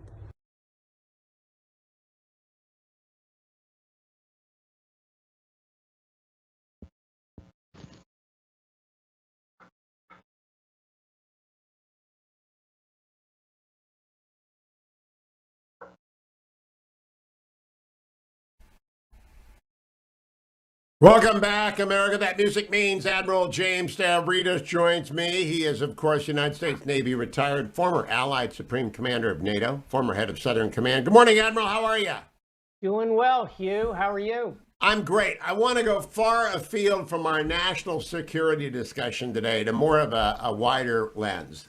You're a Navy man, and therefore you have an institutional attachment to the Navy, right? I do. Would you explain what an institutional attachment is? Because I want to contrast it with the transactional attachment that maybe some people on Team Trump are disappointed with the Supreme Court's decision yesterday not to hear the Pennsylvania case. But I predicted it in December to them, telling them that it was not in the Supreme Court's institutional interest to take that case. But if we start with the Navy's institutional interest, we can work out from there. Institutional interest, I would argue, is something that is in your bones. It starts very early for you, typically. So in the case of the Navy, that means maybe you grew up in a family that has someone who's in the Navy. Maybe you live near the sea. Maybe you have seen a show or read a book that has a big impact on you. When I was a boy, kind of all those factors came together. Lived in Florida, watched Jacques Cousteau, had a dad who was in the U.S. Marine Corps, the sister service to the Navy. Institutional affection and affiliation then continues in your education when you take that big step of picking where you go to school and what you learn about and what you read. For me, U.S. Naval Academy. It then continues as your professional life unfolds, and you learn more and more about that institution as you go along. And some of what you learn is from books. You read history, you read about the great figures in the Navy, and some of it comes from your own personal experiences at sea. And so by the time you're 35, 40 years old, you are really grounded in the institution, whatever it happens to be. For me, it happens to be the U.S. Navy. I'm pretty happy with my choice of institutions. And correct me if I'm wrong, when you are a plebe, I believe that you often have to stand ready to address upperclassmen on matters of trivia having to do with your institution, correct? Absolutely. Part of it is that you are constantly tested and challenged, and you memorize passages about John Paul Jones. You memorize naval quotes from Admiral Dewey at Manila Bay, excuse me. You memorize quotes from Admiral Farragut at Mobile Bay. You learn about the great figures. You learn their words. They become part of you. That's an institution finding its way into your DNA. Now, Washington, D.C. is full of institutions. There's the House of Representatives, there's the Senate, there's the Department of State, there's the Pentagon, which is a collection of institutional interest, and then there is the Supreme Court.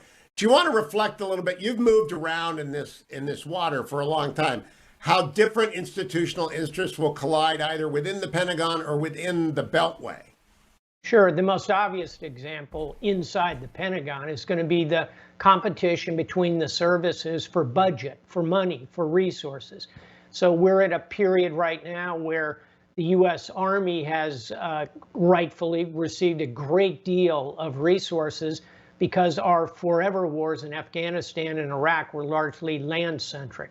As we prepare now for great power competition, particularly with China, you're going to see the Navy and the Air Force and the Space Force achieve a larger share of the budget. That won't come without a collision between these institutions. And I assure you, those O5s, those lieutenant colonels and commanders in the Navy who do battle in the briefing rooms every day in the Pentagon, going up to Secretary of Defense Lloyd Austin and laying out the case for resources for their institution, the DNA of that institution is a huge part of what drives them forward as they put these presentations together. And let me close by saying all of them will try and rise above individual institutional interests and try and address the national interest. But I assure you, when you put on that Navy uniform and you go in there to brief the Secretary of Defense and you lay out the case for bringing more ships into the Navy because of China as a great power competitor, you're hearing echoes in the background of John Paul Jones and Stephen Decatur and Dewey and Farragut and Nimitz and all who have gone before you as part of that institution.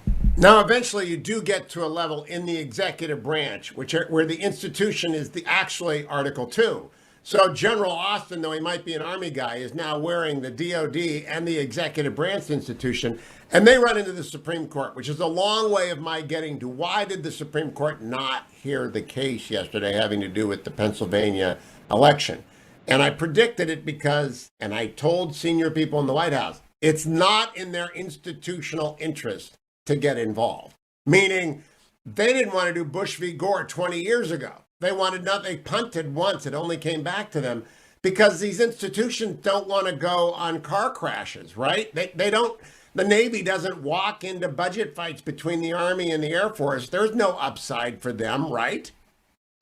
Absolutely. And let's face it, another way to put this is institutions are like people. They have self-interests that are both short-term and long-term. Sometimes those two things come into contradiction, but as a general proposition, they align pretty well in my experience, at least in the case of the institution I'm most deeply familiar with, the United States Navy. These institutions have long-range goals they want to achieve. They have short-range priorities.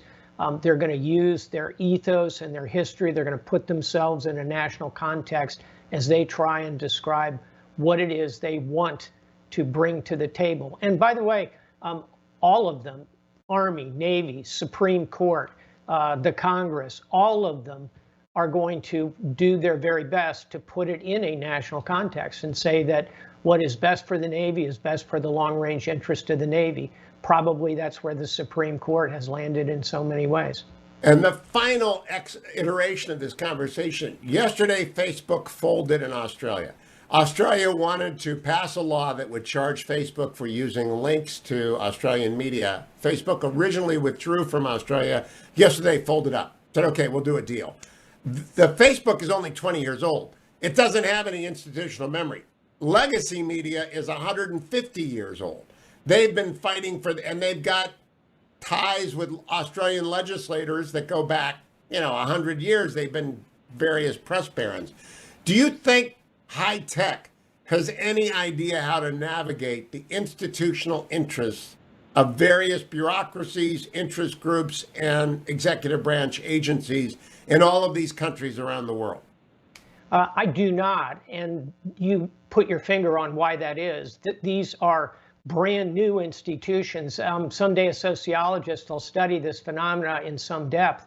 And I think this early stage learning of institutions will be a fascinating chapter in the book. And of course, all of the tech companies are different. They have different initial founders with different personalities, with different goals. So I think it's hard to lump them together. But I think to your theory of the morning, that institutions develop self-interest over time, we're going to see the tech companies do so, work together to do so. I think that phase of their life cycle is coming, but they're so young in the context of, say, a U.S. Navy, which is well over 2 centuries old. Yeah, they're adolescents. And I try and explain to people they're going to make adolescent mistakes in rapid judgments. It's why you don't let lieutenants run carriers, right? You've got to learn, but a lot of the Silicon Valley people are quite young and they're going to make young mistakes, but they've got to eventually adjust to the fact that these institutions, every institution, Wall Street, the court, the Navy, Australia, they're all going to look at them differently. And I don't know if that self-awareness has dawned yet. I don't think it really does for a pretty distinct period of time. Let's take it to a different place, which is institutions of higher education. Let's look at universities in the country, which are now also, like the Navy, about 200 years old, many of them. And it's taken a long time for Harvard and Princeton and Yale and even newer ones, the University of California system, which is the envy of the public system in many ways. It takes a long time for these institutions to develop their self-identity, find their voice, find leaders that are iconic along the journey of their development. And tech companies haven't done that. The military services, these institutions of higher education, the Supreme Court, I think, are examples of institutions that have done so. Last question on this, and then I want to ask you about 2034, which is behind you, Admiral. I've often argued the best pundits, the very best pundits, are those who can summarize fairly and accurately the most persuasive arguments of the other side to which they are opposed. That's a legal training. I am curious if the best proponents for an institutional point of view are those who can best understand their opponent's point of view. I have always found in those battles I described in the Pentagon, and I've been part of many of them, I've been on the winning end and the losing end of trying to make cases for the Navy and for resources for the Navy up against the sister services, if you will. I find you are exactly correct. The institution that can red team, can game it out, can understand, okay, what will the other side say? That is the side that will be most effective in a negotiation. See Roger Fisher, Getting to Yes, Negotiations, the classic book about how to be an effective negotiator, written, by the way, by a Harvard professor, but a pretty good one. Did that apply in NATO, by the way? Oh, immensely. And think about it for a moment. NATO, when I was the commander, Supreme Allied Commander, had 28 nations in it. Today it's 30. In order to walk in and carry the room, you have to understand what the Romanians think about a given issue, what the Icelanders think about it, how are the French going to react, who can be challenging within the halls of NATO, God bless them. What are the solid Germans thinking about this? If you don't understand what the other side is going to bring to the table, you're going to have a great deal of difficulty making the case that you want. We have to talk about NATO next week. Tell us about 2034. I haven't seen this book behind you before, Admiral. 2034 comes out on the 9th of March, and it's my 10th book, Hugh, but it's my first novel. And I have co-written it with a wonderful, pure writer, novelist, but also an Afghan and Iraqi war hero named Elliot Ackerman. So the two of us came together to describe what a war with China would look like in the year 2034. We have written this not as a good guys, bad guys, U.S.-China kind of book, nor is it high-tech. It is a character-driven look at how these two nations could sleepwalk into a war. And again, no good guys, no bad guys. War is the bad guy. That's what we want to avoid. So we'll have a more fulsome conversation about that, I'm sure. Oh, I've got to read it. I hope I get. Is there a Mr. Clark? I remember Tom Clancy's Red Storm Rising, Mr. Clark on the Iceland shore. Is there a Mr. Clark in there somewhere? There are some fascinating characters, including an Iranian general, a Chinese naval attaché, an American deputy national security advisor, a woman commodore in command of a strike group in the South China Sea. It's a very rich, character-driven story. I think you'll like it. Looking forward to 2034. Admiral Stav, thank you. Follow him at admiralstav.com or at StavridisJ on Twitter. And follow me, America, too. ReliefFactor.com. There it is. I took it in the first hour. I remind you about it every hour. I say to you, hey, if you put it in your car right now, it would be over there on your right-hand side. And you could just go grab it. $19.95 gets you started on ReliefFactor.com. I take it every day. I tell you about it 2 more times to remind you before you leave the house or during your commute. ReliefFactor.com.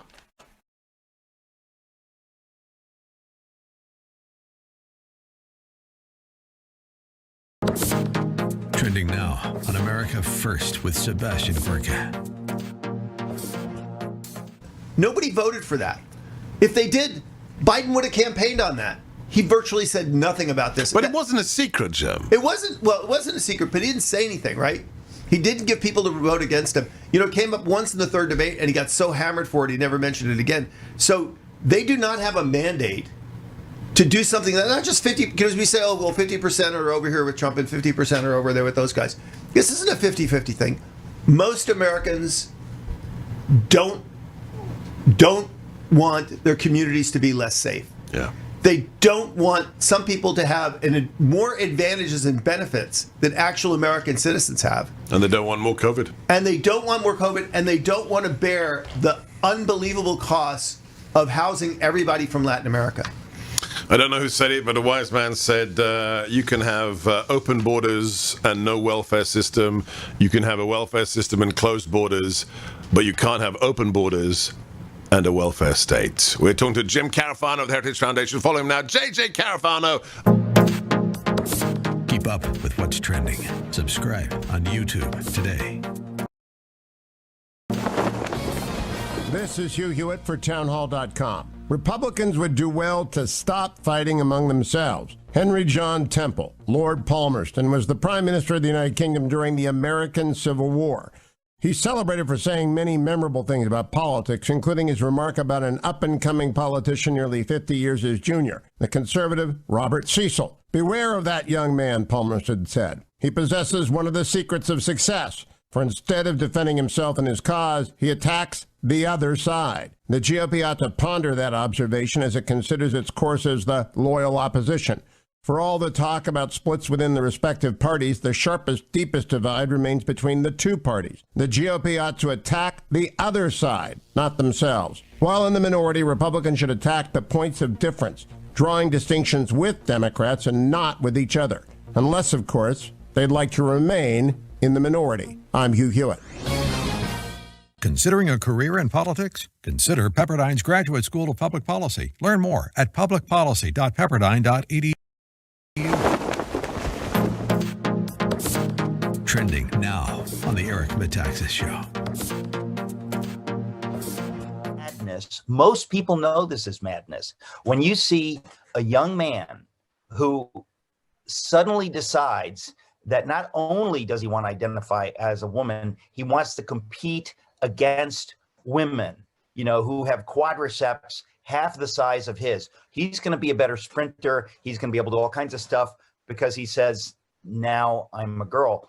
Look, I don't think we're talking about wanting to persecute people. This is very complicated stuff, but my goodness, this is pretty basic stuff. Wasn't there just an MMA fighter or something that a guy who identifies as a woman and he crushed the woman's skull?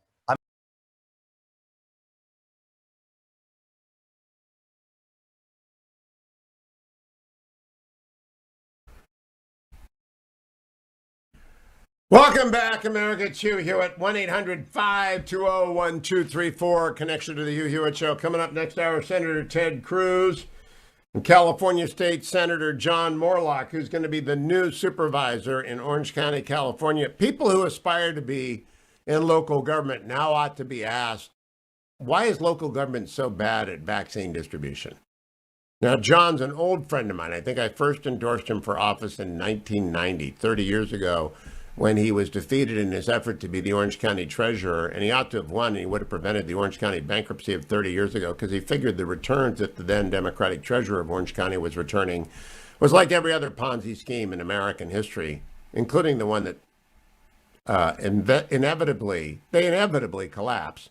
And one of them took down General Grant at the end of his life. He fell for one. Ponzi schemes are recurring bubbles in America where you pay Peter by borrowing from Paul, and they explode eventually. John Moorlach saw the one in Orange County. He's gone on. He had a great life of public service, wants to return to it.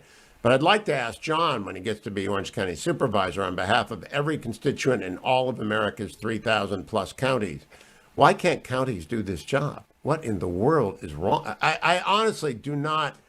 I'm about to go on a rant here, so it's not a rant. This is the frustration that a lot of Americans are feeling is that if you contrast Amazon, which can deliver 1 million things to 1 billion people, they can deliver 1 million things to 1 billion people, and they do it with a few clicks. How can Amazon run so easily and yet the government not distribute vaccines smoothly? Why is that?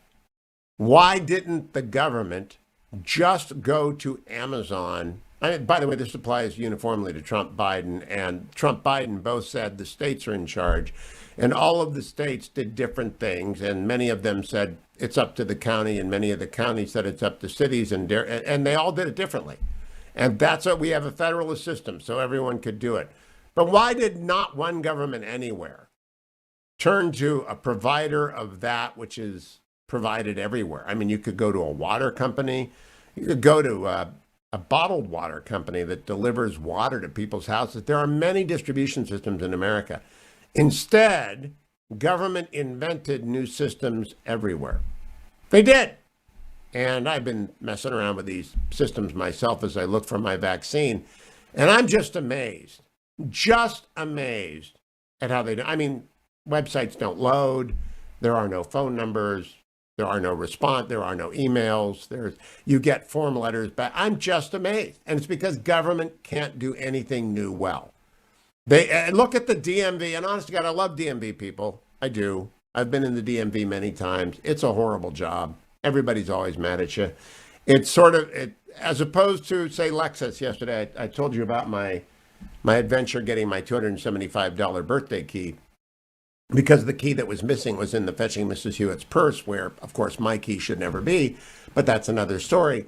I just looked at the Lexus service department, and I say to myself, Lexus service, the reason I've got a 12-year-old car is because it runs beautifully well, because Lexus takes care of it, and they help me. They remind me when to take care of it, and they give you a loaner, and you're in and out, and it takes 5 minutes. They have perfected customer service, much like Amazon, much like McDonald's.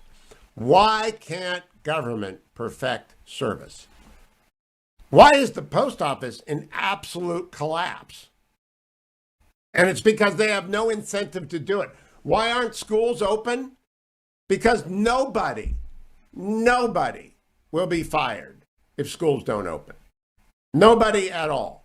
And by the way, many schools are open. I've heard from teachers. I know that many teachers are, in fact, working harder than they ever have before, because among those schools that are open, many teachers now have to teach 2 classes because they took 32 students and divided into 2 classes of 16. And whether you admit it or not, school district and teachers union, the teacher who's running between 2 classrooms is teaching twice as hard, no matter if you give them a teaching assistant or not, because they're the ones that have to explain it to the 32 children who are now in 2 rooms, not 1. And so I understand, but why is it that they can't deliver? Because they have no incentive to deliver, because none of them will ever be fired no matter what. This is the essential truth of why government cannot function.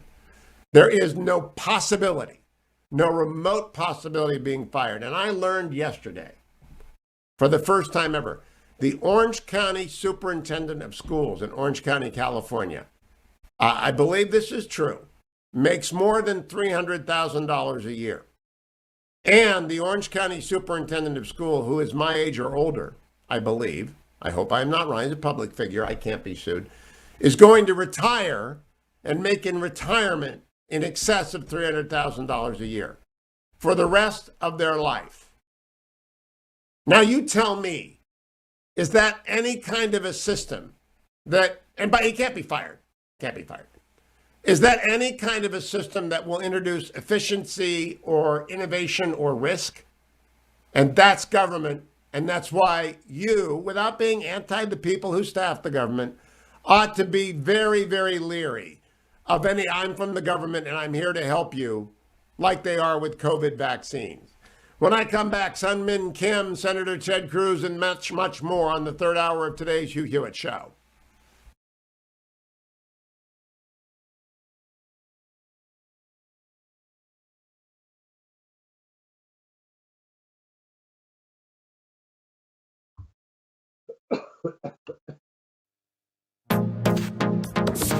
Trending now on the Larry Elder Show. Now, I want to talk about this high school football coach, Massachusetts. He's suing Dedham Public School District, fired for privately disagreeing with the school's social justice curriculum being taught to his children. Now, because they're doing online training, kids are at home, and this football coach is hearing what they're learning in world history. Kind of thought that they were going to learn something about, world history. Instead, one assignment asked 12 and 13-year-olds to identify risk factors and mitigation factors when walking down the street with a person of a different skin color. White students were told to be fearful when they saw a black student with, quote, aggressive body language or in the, quote, wrong neighborhood, close quote. And black students were told to be fearful of white people in general, especially the police. And he and his wife noticed that the 7th grade teacher had a cartoon character of herself with a Black Lives Matter t-shirt on. So he contacted the superintendent, concerns about the curriculum, that had been changed without notifying the parents, that the coursework was not suitable for 7th grade students. The teacher was not teaching world history. So following the email, superintendent holds a meeting with the Flynns, with the couple complaining. And next thing you know, he has been fired from his job as a coach. And sent a letter. Quote, "We are writing today. Sorry to inform you that you will not be reappointed as head coach." Keep up with what's trending. Subscribe on YouTube today. Moorlach, who's going to be the next. Trending now on the Dennis Prager Show. This is the response from Larry Elder to me. Dennis, I feel about that office the way Walter Cronkite felt when asked if he'd like to be a senator. He said, "I'd love to serve, I'd hate to run. I have neither the temperament, the stomach, the passion, nor the will to run.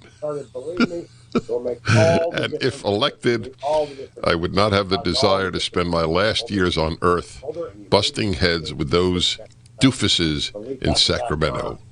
Apart from that, ...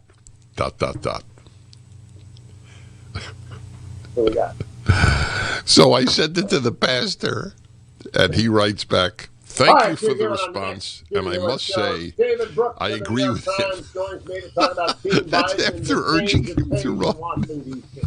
Lots to talk about at the New York Times as well. Shimon says, "I'd have a big bully pulpit if I were governor of California."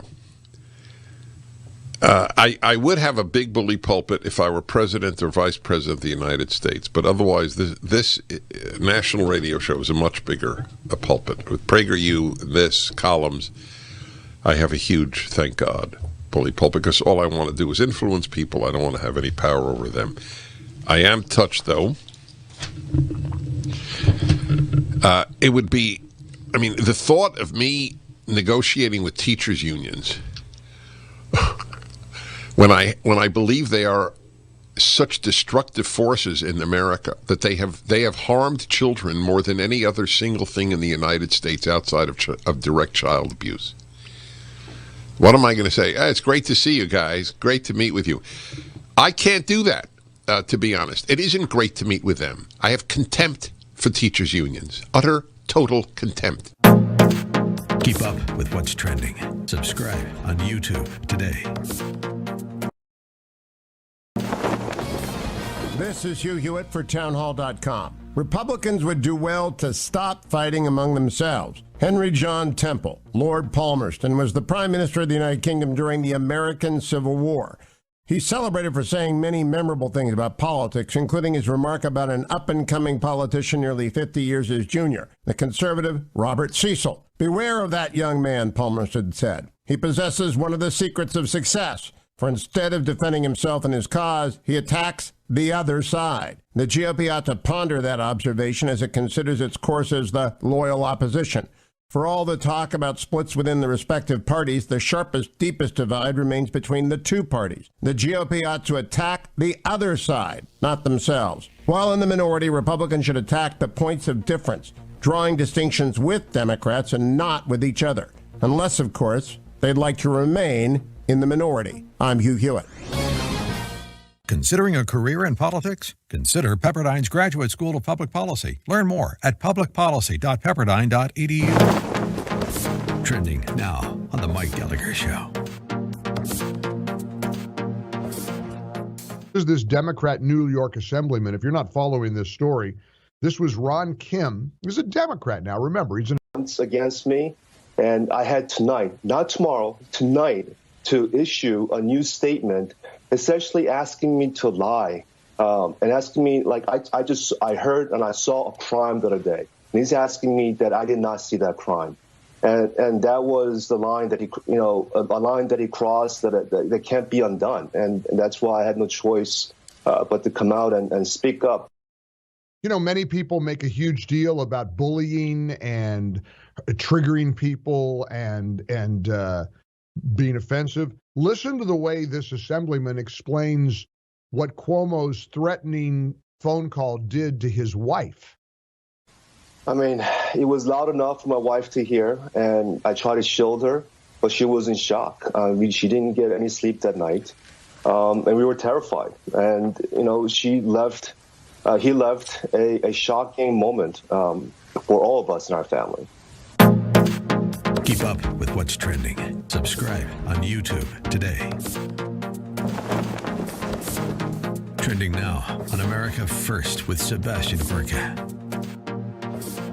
This week, don't we, Jim? Oh, man. That's why I said the danger zone. This is not a safe place if you want to be around me, because it was... you said you might get a little bit emotional. It's like, what's your nightmare? It's like the Freddy Krueger movie. Like, you're in a nightmare, and you wake up, and you're looking at Freddy Krueger. It's the nightmare within the nightmare. All right, let's talk at the 5-meter target first. We'll talk about Iran later. You've unleashed, I'll call them the three horsemen of the anti-apocalypse. Not the apocalypse, the anti-apocalypse. You've got the best of DHS, including Mark Morgan at Heritage now as your fellows. We had Chad Wolf is the top of your Twitter feed, JJ Carafano, his recent Fox hit. So give us the institutional response, your take as well, the Heritage Foundation, the ICE guidance, the immigration bill. Bad, right? So we have to kind of break this into two parts. Okay. So first we're looking at the stuff that the president can do by executive order, which is if you were in for impeachable offenses for high crimes and misdemeanors, you would think not enforcing the laws of the land would be something that people might be concerned about. Literally, the president has deactivated ICE. This is the Immigrations and Customs Enforcement, the guys who are responsible for detaining and deporting people who are in the country illegally. Right. He's basically told them they're still there, but they can't do their job. They have to actually have permission to arrest someone. If you let's do a thing. Seb Gorka, I'm going to take him down to Dulles Airport and have him walk through the airport and try to get on a plane without a mask. I will bet you that the odds of him getting arrested are way higher than if you are an illegal in this country who is a criminal alien with a felony warrant out for your arrest. The odds are that Seb Gorka will get a ticket and get arrested faster. Keep up with what's trending. Subscribe on YouTube today.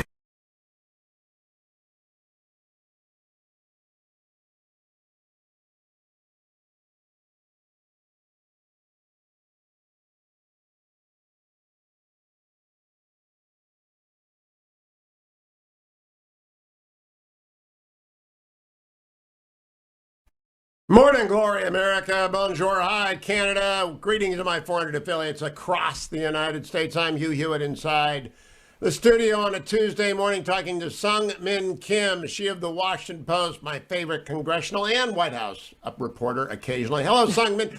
Are you a White House reporter or a congressional reporter? So I'm a White House reporter technically, but my specialty is focusing on the relationship between the White House and Capitol Hill. So basically the best of both worlds. All right, the perfect person. I have Senator Cruz coming up later. I'm going to lobby him to vote for Neera Tanden because I hate the Tanden standard by which mean tweets disqualify people. I think it will take out thousands of future confirmation people. Is it a hopeless task, Seung Min Kim?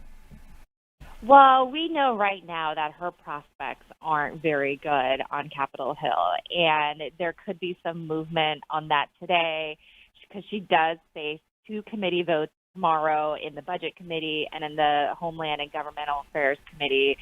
But right now, we're looking for a Republican to come forward and say he or she will support her confirmation. But right now, we haven't found that person. Obviously, as we know, Susan Collins, a Republican from Maine, and Mitt Romney, a Republican from Utah, 2 people who are inclined to support a president's nominees, have both said that they will not be supporting Neera Tanden. So have, Rob Portman, Pat Toomey all indicated yesterday that they will not be supporting her. So the focus is really right now on Lisa Murkowski of Alaska. She had not indicated either way when reporters asked her on the Hill last night.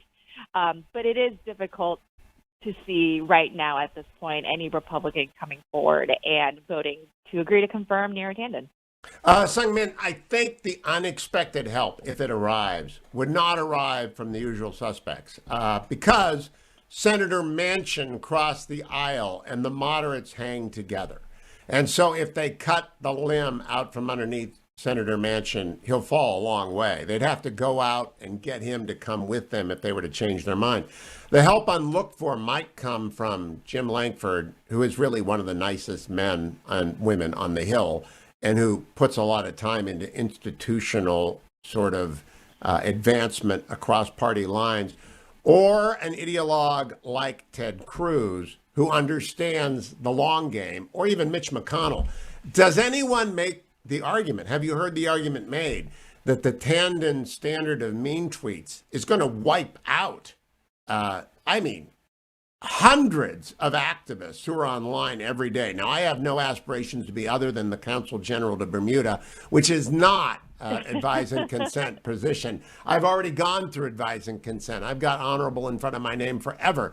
But I do want to get to Bermuda, but I don't need a vote of the Senate. Lots of these young people want votes of the Senate. Do they see what they're doing to their staffs? Well, that's a really interesting point, because you have heard that case being made that, she's had some fiery tweets directed at senators, but at the same time, she's deleted them and she's apologized for them. So you do hear her supporters make the case that at what point do you continue to punish a clearly qualified person for past behavior? But whether it's fair or not, I think where Neera Tanden tripped up here is that she was attacking people who have power over her jobs. I mean, I know there's been some comparisons, for example, made to former Germany ambassador Rick Grenell, who had some, interesting tweets of his own. But Tanden had directly attacked the people who are in charge of her confirmation. And as senators are people too, and they have egos. And when you attack themselves, they're going to take an affront to that. I'm not sure that just because Neera Tanden gets rejected for a series of intemperate tweets from the past, that it sets a standard for future nominees. But I think it does set a standard that you can't attack the people who are going to. Well, let's think about that in a constitutional republic. Elected members of the longest serving body, 6-year terms, are now erecting a standard: don't you dare tweet about me. In other words, they're asking to be elevated above the political fray. They want even more privilege than other Americans get. I'm offended as a little d Democrat that standard is going into place, but I'm also offended on behalf of the next generation of people who are perhaps less restrained on Twitter than I have been, and you are quite a restrained tweeter yourself, Seung Min. But I am nevertheless. You're funny and you're in there and you're on the game, but you don't attack people, and I don't attack people. I mean, I'll say Javier Becerra is a radical, but he is. That's not. He's a nice guy. I'd have a beer with him, but that's not the same thing. I just think they're setting themselves up as above criticism in a democracy. Right. And I think that's definitely a concern as well, because they are senators. They are accountable to voters, and they aren't above criticism. But at the same time, they are human. And when you have, when you're calling some of the most pivotal swing votes in the Senate pathetic and the worst, I think that's hard for senators to forget at the end of the day. But Seung Min, pathetic and the worst. That's not like even A-ball Twitter game. That's hardly Major League Twitter game. You should get in a Twitter fight with Josh Rogan or David Simon sometime, like I've been in. Those guys bring the flamethrowers, right? They bring their A game. Pitiful and the worst. That's not even fourth grade Twitter. That's true. She has also called, I believe she called Mitch McConnell Voldemort.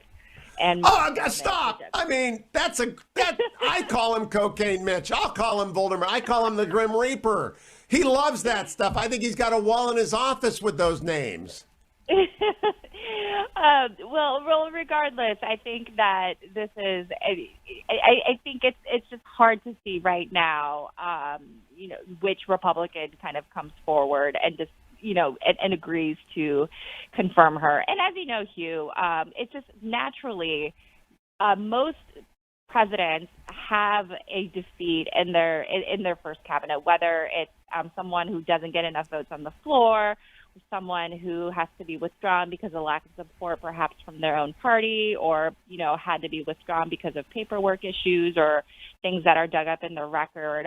It would have been the first time in decades had President Biden gone through with all of his first cabinet members intact. So I think the fellow who should get pushed off the cliff, the one who should get thrown over the cliff is Becerra. I mean, if Joe Manchin was voting on ideological as opposed to privilege grounds, he would throw Becerra over the cliff. But let's go back to this hoary old standard: the confirmation gods get a sacrifice. I just finished reading Grant. That is a modern deal. That's not an old deal. It used to be that Article 2 got Article 2's people. And if they committed screw-ups, you would throw them out. Now it's become part of the dance of D.C. I find it very, very unnerving. Let me ask you, Seung as well, about the hearings today on security around the Capitol. Do you expect any revelation from them? Well, I think it's really important in that this is the first time that these former leaders of, congressional security of the Capitol Hill Police, the former sergeants at arms, are testifying in public about, why, and they will certainly be asked, why didn't you deploy extra security? There was clearly information out there in open forums that this could get concerning and potentially violent. Why weren't more resources mobilized ahead of time? Where were the intelligence and sort of resource failures? And it'll be really significant because they will be under scrutiny, under questioning for the first time since the January 6th attack. What's been remarkable is that the Capitol Police, who the rank and file are amazing. They protect us every single day on Capitol Hill, but their leadership has been incredibly opaque throughout this whole process. They have not held a single press conference answering questions from reporters about what exactly happened and what exactly went wrong on January 6th. So today's hearing is really important. And how many people are asking questions, Seung? How many people are on the dais? So it's actually two Senate committees overseeing this hearing rather than one. So it's the Senate Homeland Security and Government Affairs Committee and the Senate Rules Committee. I don't know the precise number of members on each committee, and obviously there's some overlap between members who may hold. It's going to be at least 25, though. So my question to you is the over-under on the number of senators who speak before one of them says, what did you know and when did you know it about the FBI warning? Because that's the question. It's always the question. What did you know and when did you know it? How long into the hearing do you think it will before we hear someone say that? Not very long, Hugh. I would say that. I'm saying the first senator up. The first chairman will say, what did you know about the FBI warning and when did you know it? It's the key question. Seung, I'll look forward to reading your reporting throughout the day on Twitter and over at the Washington Post. Thank you, as always, for joining me. Come right back, America. Ted Cruz, straight ahead.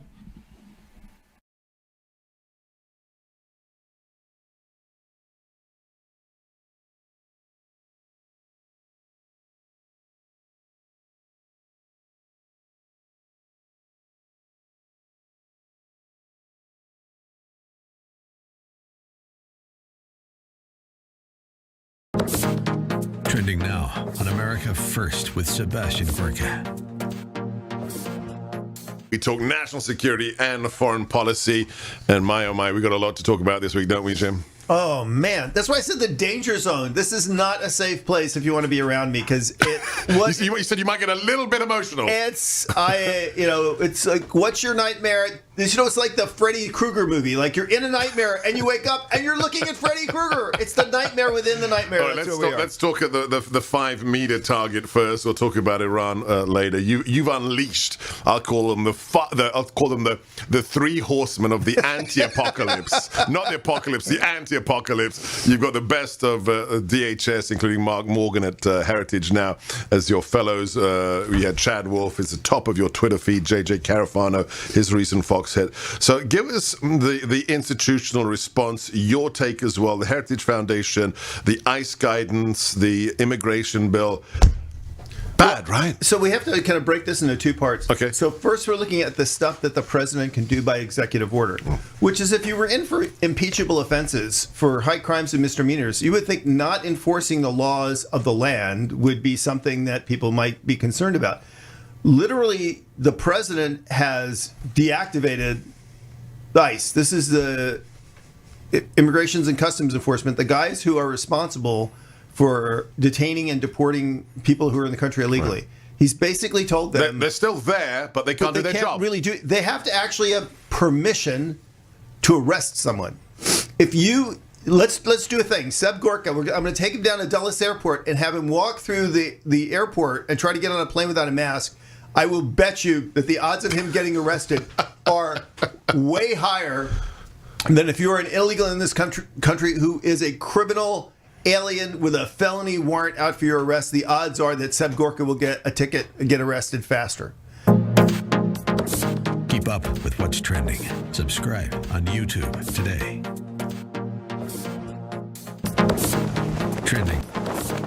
Trending now on the Dennis Prager Show. Why are they doing this? The left breeds chaos. These are people with profound boredom in their souls. Math as it is, music as it is, art as it is, literature as it is, history as it is boring. We're going to innovate, right? Hope and change. Why is the left addicted to change? 99% of their changes stink. They're harmful to human beings. So why do they? Because it gives them excitement. These are people who are almost always devoid of religion, or it's of minimal significance in their lives, and they fill that terrible hole with adrenaline. Do you know, I consider, I must say, I do indeed. So I consider the notion that I must repeat every day, the globe is getting warm to the extent of constituting an existential challenge to life. Not challenge, end, right? It's an existential means end of existence. Texas, people are dying of frost, correct? Staggering cold records are being set in much of the South in the United States of America, but we still have to live by the destructive mantra of the existential threat of warming. Keep up with what's trending. Subscribe on YouTube today. This is Hugh Hewitt for Town.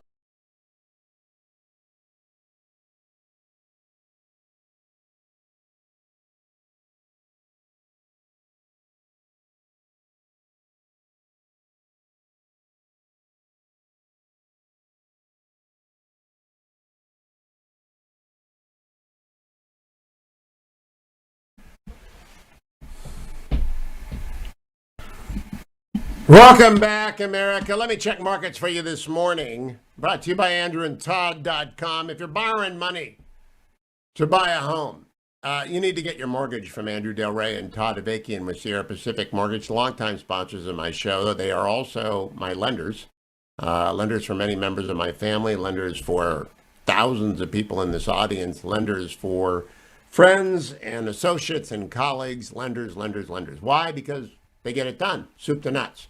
They're not a brokerage house. They take your number. They take your information. You can give them a little bit of clues at their website, andrewandtodd.com, and they'll get right back to you, already having scoped out your credit report and what you can afford. Or you can call them at 888-888-1172. I urge all of you right now who are a grandma or grandpa, or a son or a daughter, or a parent, to appeal up or down to become a non-occupying co-borrower. To whoever's got money, to whoever doesn't have money. Say, Mom, Dad, help me out with my house. Or grandson, granddaughter, can I help you out with your house? And the reason is interest rates are so low that for 30 years they'll reap the benefit. All right, so you might leave them money when you go to your reward in 25 years.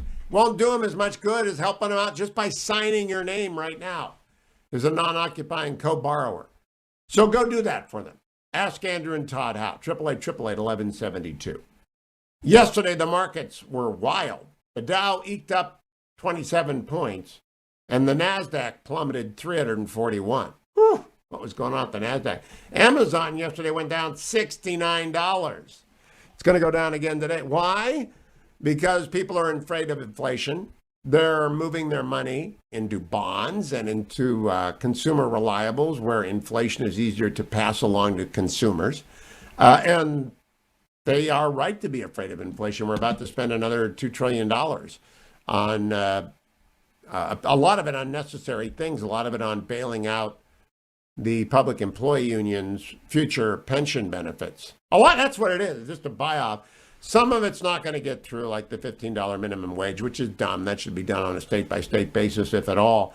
But the idea of sending money to New York and California because they've made these ridiculous agreements with the public employee unions of those states instead of getting a haircut, which they deserve. You know, Hewitt's rule. I found out yesterday that a school superintendent is about to retire in the next 5 years in Orange County and is expected to make north of $300,000 a year every year of their retirement because of the union contract. I believe they're making $350 now. They might make $350 for the rest of their life. And by the way, that's not rare. That kind of ridiculous giveaway to people who've had white-collar jobs that have never gone in harm's way. Hewitt's rule: no public employee anywhere in the United States ought to make more than the pension for a colonel or a captain in the Army or Marine Corps or Navy, respectively, ever. If you're a retired colonel or captain, tell me what you make every year. That's the limit. The Congress ought to pass a law. Henceforth, no federal dollars to any state that has any contract with any public employee union that allows a member of that union to walk away with money from the public fisc after a retirement that is more than a colonel in the Army or Marine Corps or a captain in the Navy makes. Why? And that goes for police officers, that goes for firemen, that goes especially for teachers, and it really goes for bureaucrats. All right, if you've been pushing paper at the California Franchise Tax Board for 30 years, and you're walking out the door and you're making $150,000 a year, don't tell me that's right. That's wrong. And you've been at the water district. You've been checking the valves at the water district and worrying about earthquakes for the last 50 years, and you're walking out the door with a six-figure retirement check for as long as you live, or the missus lives, or the mister lives. That's wrong. It's immoral. It's an absolute waste of the public fisc. And you know it, and I know it, and nobody dares to argue about it. And meanwhile, colonels and captains who went to war repeatedly and deployed repeatedly are making X, and you're making 4X. It's disgusting. It's repulsive. And that's why you shouldn't vote for Democrats ever. They give those kind of contracts away. I'm going to talk to John Moorlach later. Don't go anywhere. Ted Cruz is coming back, except to andrewandtodd.com, or call them at 888-888-1172. I'll be right back, America. Stay tuned. It is the Hugh Hewitt Show.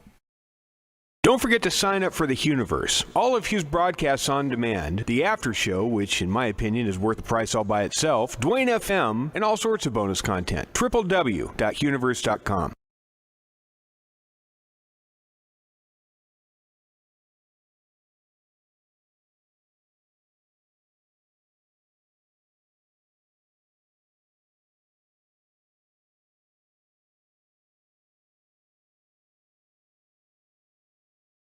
This is Hugh Hewitt for townhall.com. Republicans would do well to stop fighting among themselves. Henry John Temple, Lord Palmerston, was the Prime Minister of the United Kingdom during the American Civil War. He's celebrated for saying many memorable things about politics, including his remark about an up-and-coming politician nearly 50 years his junior, the conservative Robert Cecil. "Beware of that young man," Palmerston said. "He possesses one of the secrets of success, for instead of defending himself and his cause, he attacks the other side." The GOP ought to ponder that observation as it considers its course as the loyal opposition. For all the talk about splits within the respective parties, the sharpest, deepest divide remains between the two parties. The GOP ought to attack the other side, not themselves. While in the minority, Republicans should attack the points of difference, drawing distinctions with Democrats and not with each other. Unless, of course, they'd like to remain in the minority. I'm Hugh Hewitt. Considering a career in politics? Consider Pepperdine's Graduate School of Public Policy. Learn more at publicpolicy.pepperdine.edu. Trending now on The Mike Gallagher Show. California Democrat Linda Sanchez, the sponsor of the bill, said the impetus for introducing the legislation was due to the former president's encouraging of racism and hatred.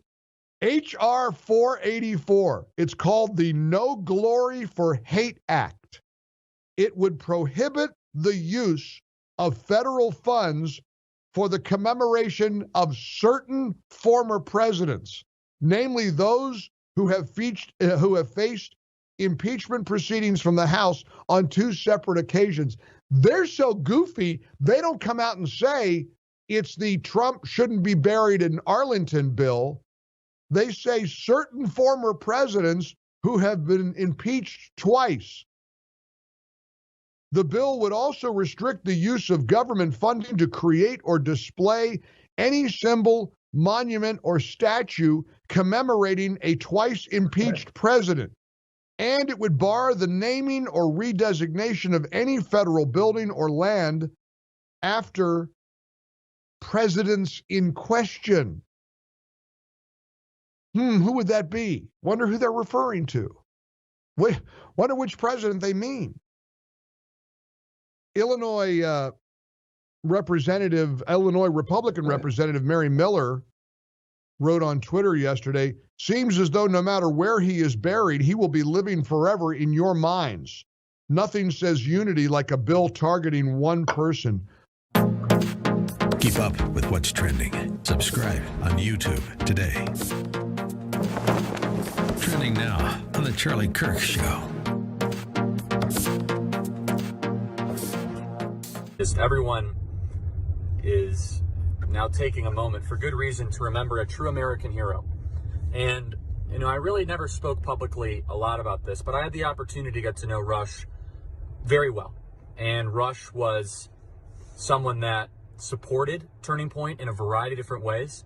He was someone that I had the opportunity to have many different meetings with and get advice and counsel from. He was always so kind and courteous, gracious and humble. I remember the first time I met Rush, he was golfing at a certain country club in Palm Beach and was so incredibly magnanimous, wanted to meet me, ask questions about Turning Point. I remember we had breakfast together. He only ate bacon for breakfast. And I always remember that. He said that the grease made him smarter. So maybe that's a lesson for all of us. And the years that came, Rush then spoke at 2 of our events, one of the events being our Turning Point USA Student Action Summit, where we had the opportunity to have Rush and President Trump. I think this was the last public speaking event Rush ever did in Palm Beach, when Rush introduced President Trump at our event. And it was unbelievable. And we'll be posting clips and from there. And what I can say about Rush is that he did so much for so many people, and even things for me and for Turning Point that I can't even mention, but I can just say they were unbelievable. It was really incredible. The generosity, the spirit, and how he cared for this country. When I was in the White House, visiting many times my friend Avi or Jared or Kayleigh McEnany, you know what a lot of people would be talking about in the White House? They'd say, "Hey, did you hear what Rush had to say earlier in the day?" It was the White House that was talking about Rush. Not always Rush that was talking about the White House. Keep up with what's trending. Subscribe on YouTube today. Trending now on America First with Sebastian Gorka. Nobody voted for that. If they did, Biden would have campaigned.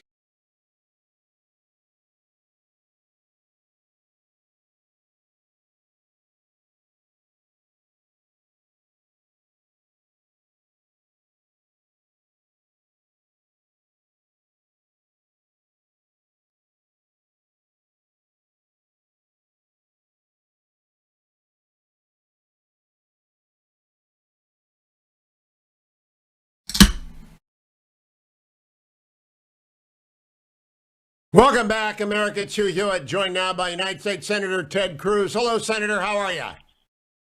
Hugh, I'm doing terrific. How are you doing? Great. Now, Senator, in the list of inexplicable decisions, there is the Packers' decision not to go for it on 4th down in the NFC Championship game this year, and there's your decision to go to Cancun. We'll never get to the bottom of what happened in Green Bay, but what happened with the Cancun trip? Oh, look, it was dumb as hell.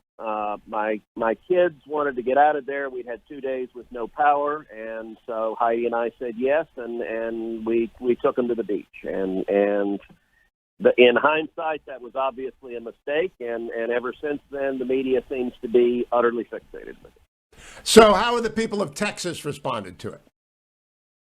Well, look, the people of Texas are focused on coming out of these storms, which we have now, and now repairing and rebuilding. And you look at the storms we had last week.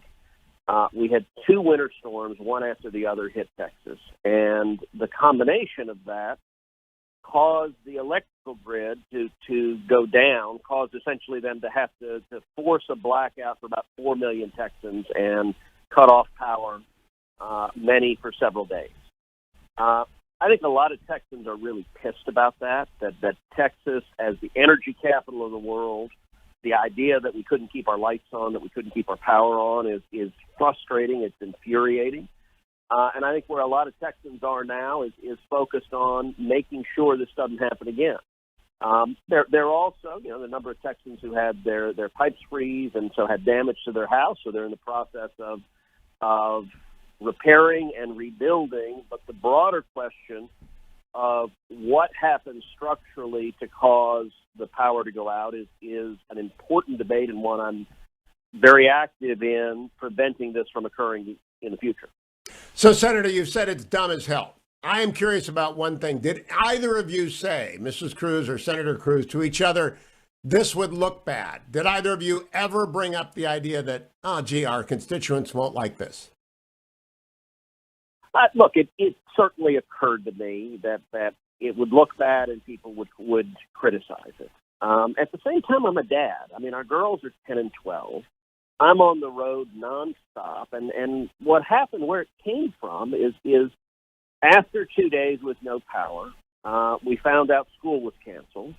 And our daughter and one of her friends pitched to us and to the friends' parents, listen, why are we staying here? Why don't we go somewhere where there's power and it's not freezing? And we were sitting there with school having been canceled, and we made the decision as parents. We were trying to be good parents, and we said, okay, sure. And we checked, and the prices were really cheap, and so we the plane flights, the plane was largely empty, and so we did it. At the time, I was trying to take care of my family, take care of my kids, which is what Texans were doing all across the state. And one of the challenges of public life is that you have responsibility in public life, but you still continue to be a husband and continue to be a dad, and you juggle them both. And often the kids end up on the losing end of that. The hardest part about being in the Senate is all of the time I spend away. I'm in Washington, D.C. today. Heidi and the kids are back in Texas. That happens a lot. And so when we had a window to take them, I made the decision to say, yes, let's do it. It was a mistake. And as I said, even when I got on the plane and was leaving, I started having second thoughts almost immediately. And so I ended up flying back the next day and getting on the first flight I could get on. the new rules are you have to take a COVID test before you come back. So I had to wait to take a COVID test the next morning, and then I got on the next flight after that. Well, Senator Cruz, I'm sympathetic because I've been double teamed by preteens myself. And there's frankly, it's like a force of nature. And so I'm sympathetic, but I don't know that the Democrats will ever let you forget this. And I don't think you care. But I want to transition to a different argument. I want to use this to leverage you a little bit. I have been making the argument that Neera Tanden ought to be forgiven. I've been making that argument for a lot of reasons. A constitutional one, the OMB is close to the president, he ought to be given deference. But also a very practical one, which is that Twitter is a new world event. And if we erect a Tanden standard that mean tweets about senators takes you out, we're going to wipe out thousands of would-be confirmees under the age of 40, maybe tens of thousands, because social media is the Wild West and no one's developed that. Any way that you can be persuaded to vote for Neera Tanden for the greater good. Well, I will point out there is something a little different than just mean tweets in that you're a constitutional scholar, Hugh. We have a confirmation process where the president appoints and the Senate confirms. I will tell you from the dawn of time, if you have someone that goes out of their way to attack and insult a bunch of senators, whether on Twitter or before Twitter, if you wrote it on parchment, I can promise you those senators who you've been attacking are not going to be all that eager to confirm you to a job. That's just the reality of how the system works.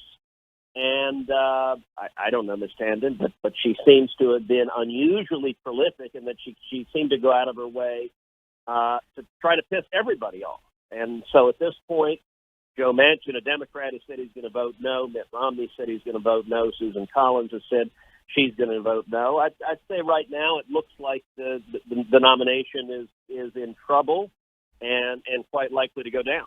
It would take a Ted Cruz, who's under enormous public criticism right now for a boneheaded mood, to go to say, Joe Manchin, let's go out together and declare an amnesty for dumb tweets and dumb social media and say, from this point forward, people, be aware that we're senators and we're human too. And if you tweet stuff about us, we're going to remember when you want to be confirmed. But we're going to declare an amnesty because it would be good for the country. And I mean, right now you're getting piled on, and I think it's ridiculous.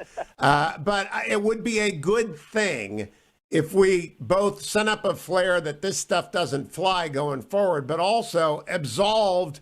And look, I've got more Neera Tanden scars. I've used the line 20 times than the Zorro villains combined. Because I've been on sets with her too, as well as gotten the incoming from Twitter. But she's smart, she's capable, she could run OMB, and that's an extension, as you know, constitutionally, of the office of the president. He ought to get the most deference there and the least with the attorney general. But I really do think Senator Manchin, you can't cut the limb off from underneath him. He has to be part of this too. But isn't it about time that we all just kind of said, everybody calm down, ollie in free, and we'll start over? Well, I'll say a couple of things. Number one, until the last couple of days, it looks like Joe Biden was on a path to be the first president since Ronald Reagan to get every single one of his cabinet members confirmed. And I got to say, that's pretty nuts. When we got a 50-50 Senate, when the Democrats have the slimmest majority imaginable, that didn't make any sense. And so I've been making the case to the conference for some time that I get that Republicans are unhappy about the result of last year's election, but we got to stand up and fight and find some backbone. And at least so far that hasn't happened. Now look, there are other nominees that are more extreme. Javier Becerra has been nominated to be Secretary of Health and Human Services. He is a left-wing activist, and HHS. We're in the middle of a global pandemic. Javier Becerra is not a doctor. He has no scientific experience. He has no medical experience. He has no pharmaceutical experience. He has no experience with virology. He's a lawyer. And it's like, if you get sick, what do? You call a trial lawyer. I mean, and Senator Cruz, may I interrupt? Nominated, yeah. May I interrupt? He's a bad lawyer. He advocated for government-enforced speech in women's crisis pregnancy centers, which was patently unconstitutional and struck down by the Supreme Court. So not only is he not a doctor, he's a lawyer, he's a bad lawyer. He is a pro-abortion zealot. who has demonstrated that he will use his official powers to target his political enemies, and he's utterly unqualified for the job. If a Republican nominated someone with zero medical experience, zero pharmaceutical experience to lead HHS in the middle of a global pandemic, that Republican would be laughed out of the room. And at least right now, the Democrats seem hunky-dory with, well, let's put a trial lawyer there. What do they talk about COVID, but they apparently are not remotely serious about putting leadership in place to actually fight the pandemic. So Senator Cruz, my argument would be that you go see Joe Manchin and say, Senator, I appreciate your being a judge of bipartisanship and partisanship. Why don't you join me in opposing Becerra and let's let Neera Tanden through, because mean tweets is not a reason to turn down a nominee, and utter incompetence and ideological extremism on a matter of divisiveness in the United States is. And isn't Joe Manchin allegedly pro-life? I don't think he claims that he is. If he does, I don't know about it, but I don't think he says that he is. Well, he's just pro-free speech. And I mean, Becerra was Mr. Anti-Free Speech, but I would make that deal in a heartbeat, Senator. If I go back, because I know we're running out of time on the Tanden matter. I am, Rick Grinnell got confirmed. He's a friend of mine, and I advocated. I'll tell you what, Hugh. If you can deliver Manchin's vote on Becerra, I'd be willing to vote for Tanden for that. Well, he doesn't talk to me. He talks to you, but you ought to go talk to him about that. Now, I want to go back to the $1.9 trillion while we have a chance. This is a nightmare bill. This is so inflationary. Will Joe Manchin join you in scaling this back? Because it's a disaster for the economy, and no less a person than Larry Silver has said so. Former president of Harvard. I can't think of his. Yeah. So are we going to pare that down to a normal number? In anything resembling a world of sanity, the answer would be yes. Unfortunately, we are in a world where the Democrats have control of both houses. The chances of the House doing that, I think, are zero. I think Pelosi will crack the whip and everyone will fall in line. In the Senate, we're 50-50. And so this, like so many other things for the next 2 years, comes down to Joe Manchin. Listen, I've served with Joe for 8 years. He's a very nice guy. He's affable. Everyone likes Joe. It's hard not to like Joe. His history in the Senate is that his rhetoric is quite moderate. And yet, in the time I've served in the Senate, I cannot think of a single time he has stood up to Chuck Schumer on any issue of consequence when it made a difference. In other words, the sort of joke among Republicans is that Manchin will sometimes vote with us when it's not the deciding vote. But at least if past his prologue, he hasn't done so when it is the deciding vote. I hope that changes. I would love to see Joe press back on Schumer and Pelosi and Biden, but I don't know if Schumer has thumb screws or a medieval rack in his office, but at least in the past, Democratic senators have been unwilling to cross Schumer, and they enforce strict party discipline. The Republicans, look, I'm going to vote no on this monstrosity, but if they hold their 50 Democrats and Kamala Harris, they will get it through. And I'll point out they're also abusing the parliamentary rules and trying to ram through entirely different provisions that have nothing to do with COVID. A whole lot of this bill has zero to do with COVID. This is all about paying off left-wing special interests. This is about paying off teachers' union bosses. This is about paying off their buddies in blue states that have dug themselves a debt hole. And one of the consequences, they're trying to push through a $15 minimum wage as part of this, which if that happens, the projections are 1.4 million Americans will lose their jobs. So the early legacy of the Biden administration, on day one, he destroyed 11,000 jobs with the Keystone Pipeline, destroyed 8,000 union jobs. And on month two, if they do this, they're going to destroy another 1.4 million jobs, predominantly low-income young people, especially African Americans and Hispanics, who tend to be in the jobs that are vulnerable to being destroyed by the policies they're pushing forward. All right, last question for you, Senator Cruz. I hope you're successful in that. Will you commit to me to talk to at least some Republicans and maybe the conference about what the Tandon rule will do, not in theory, but in reality, to future nominees when the next Republican president comes along. Mitch McConnell's autobiography is called The Long Game. This is the worst example of not playing the long game I've seen in a long time, because friends like Josh Holmes and friends in media who want to come in and are young, I'm not young, I'm 65, they're never going to get through if this rule goes into place. Like the nanny rule took out so many people for years. Will you talk to people about the long game here? Well, look, I got to say this. Apparently, Neera Tandon has lots of friends throughout the legal world, because you're the second person in 12 hours who's been leaning on me. The other was a Democrat who's a close friend who sent me a note last night. I don't know Ms. Tandon. She's not a friend of mine, Senator. I've only met her on Green Room and on Twitter. She's not a friend. I'm worried about other people down the line.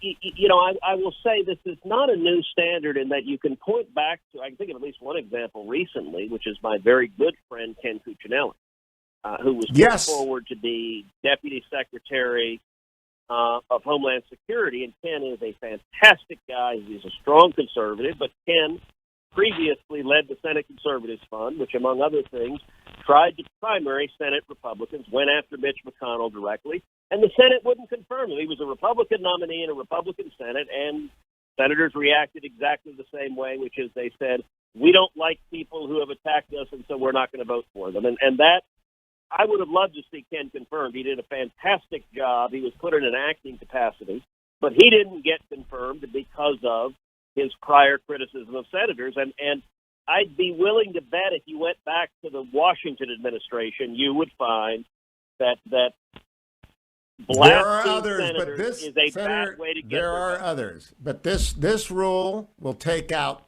thousands of people on social media. I just ask you consider it. You're a smart guy. Senator Cruz, great to talk to you. I got to talk to John Moorlach. God bless you and good luck. Take care. Thank you. Bye-bye.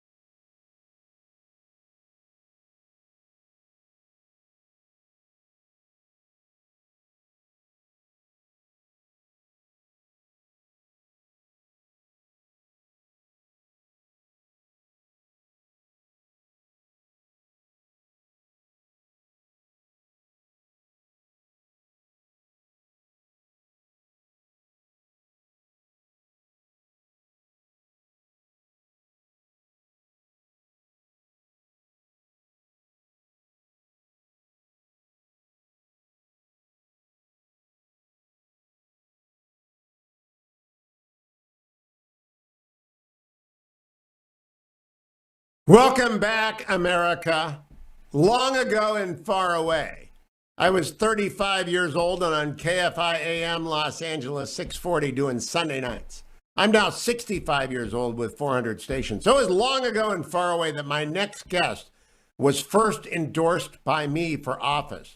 John Moorlach was at the time a crusading reformer in Orange County, predicting that Orange County was going to go bankrupt. And nobody but me believed him. And I endorsed John Moorlach. And he's back now 30 years later because he's running for county supervisor, and he ought to win because he's smart. John Moorlach, I didn't do you any good the last time, but I'm endorsing you again. Well, morning glory. Thank you very much. And that was one night that I will never forget. My wife said, why don't you go to bed? And I said, this is the only positive part of this whole campaign is listening to Hugh Hewitt give his slate mailer of the air. So all these years later, thank you very much. Well, I really want you to win this, John, because I can't get a COVID vaccine in Orange County. I think it's so messed up. This board is so messed up. Why in the world do you want to go do this to yourself? You can retire. Thank you. That's a great question, and there's just a lot to be done, and there's a real critical time in Orange County it's changed a lot in the last 30 years. And so we're focused, maybe as a Republican Party, to keep that seat. And so that's one of the main drives. But also I have all this experience. We're in an economic malaise of sorts thanks to COVID. And I was able to help the county get out of bankruptcy with a good team in 18 months. Was able to work the county through the Great Recession when I was chair in 2008 and 2012. So I think I bring some financial fiscal crisis skill sets, turnaround sets that can be helpful. Oh, John, you're a great supervisor. You're a great legislator. You're a great treasurer. Used to appear in front of the commission I was a member of, and we'd have fun because I've known Moorlach forever, and Moorlach ought to be the next supervisor in the 2nd District of Orange County.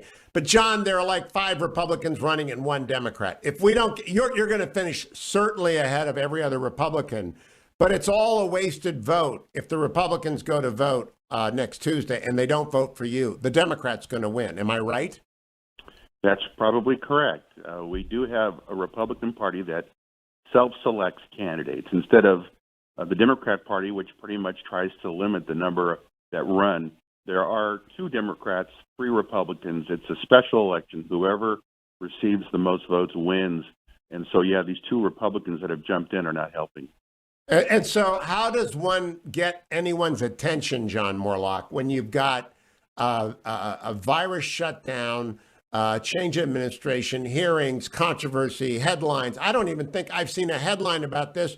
But yet you will have more impact on whether people get vaccinated in an orderly fashion than every other story in America for one part. And you'll be an example for every other county official in the 3,000 counties of the United States. Why is no one paying attention? Well, certainly it is a COVID environment.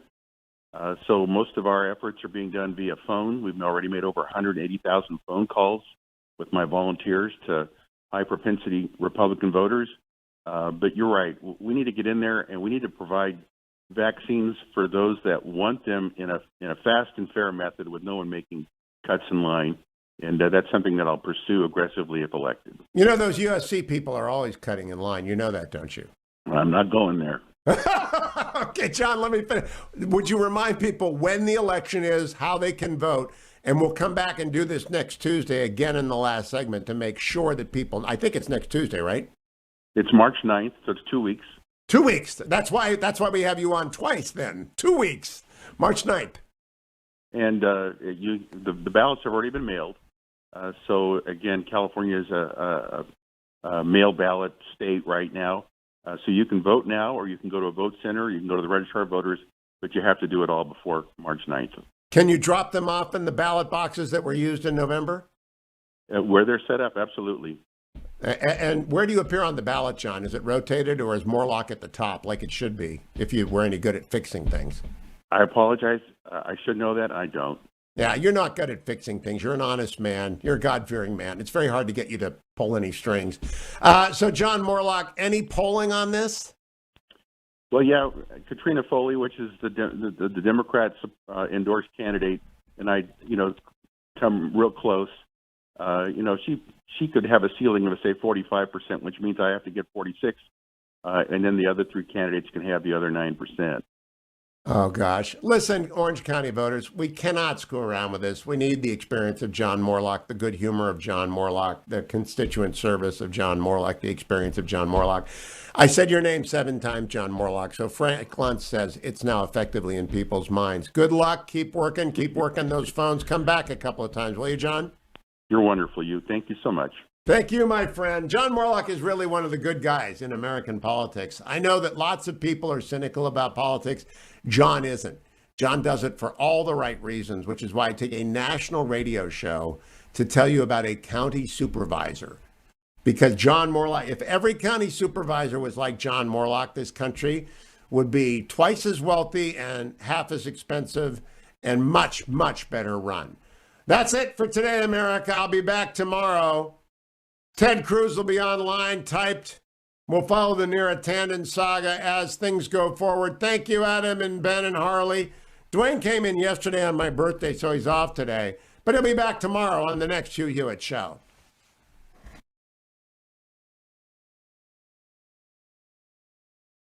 Thank you, guys. What did you think about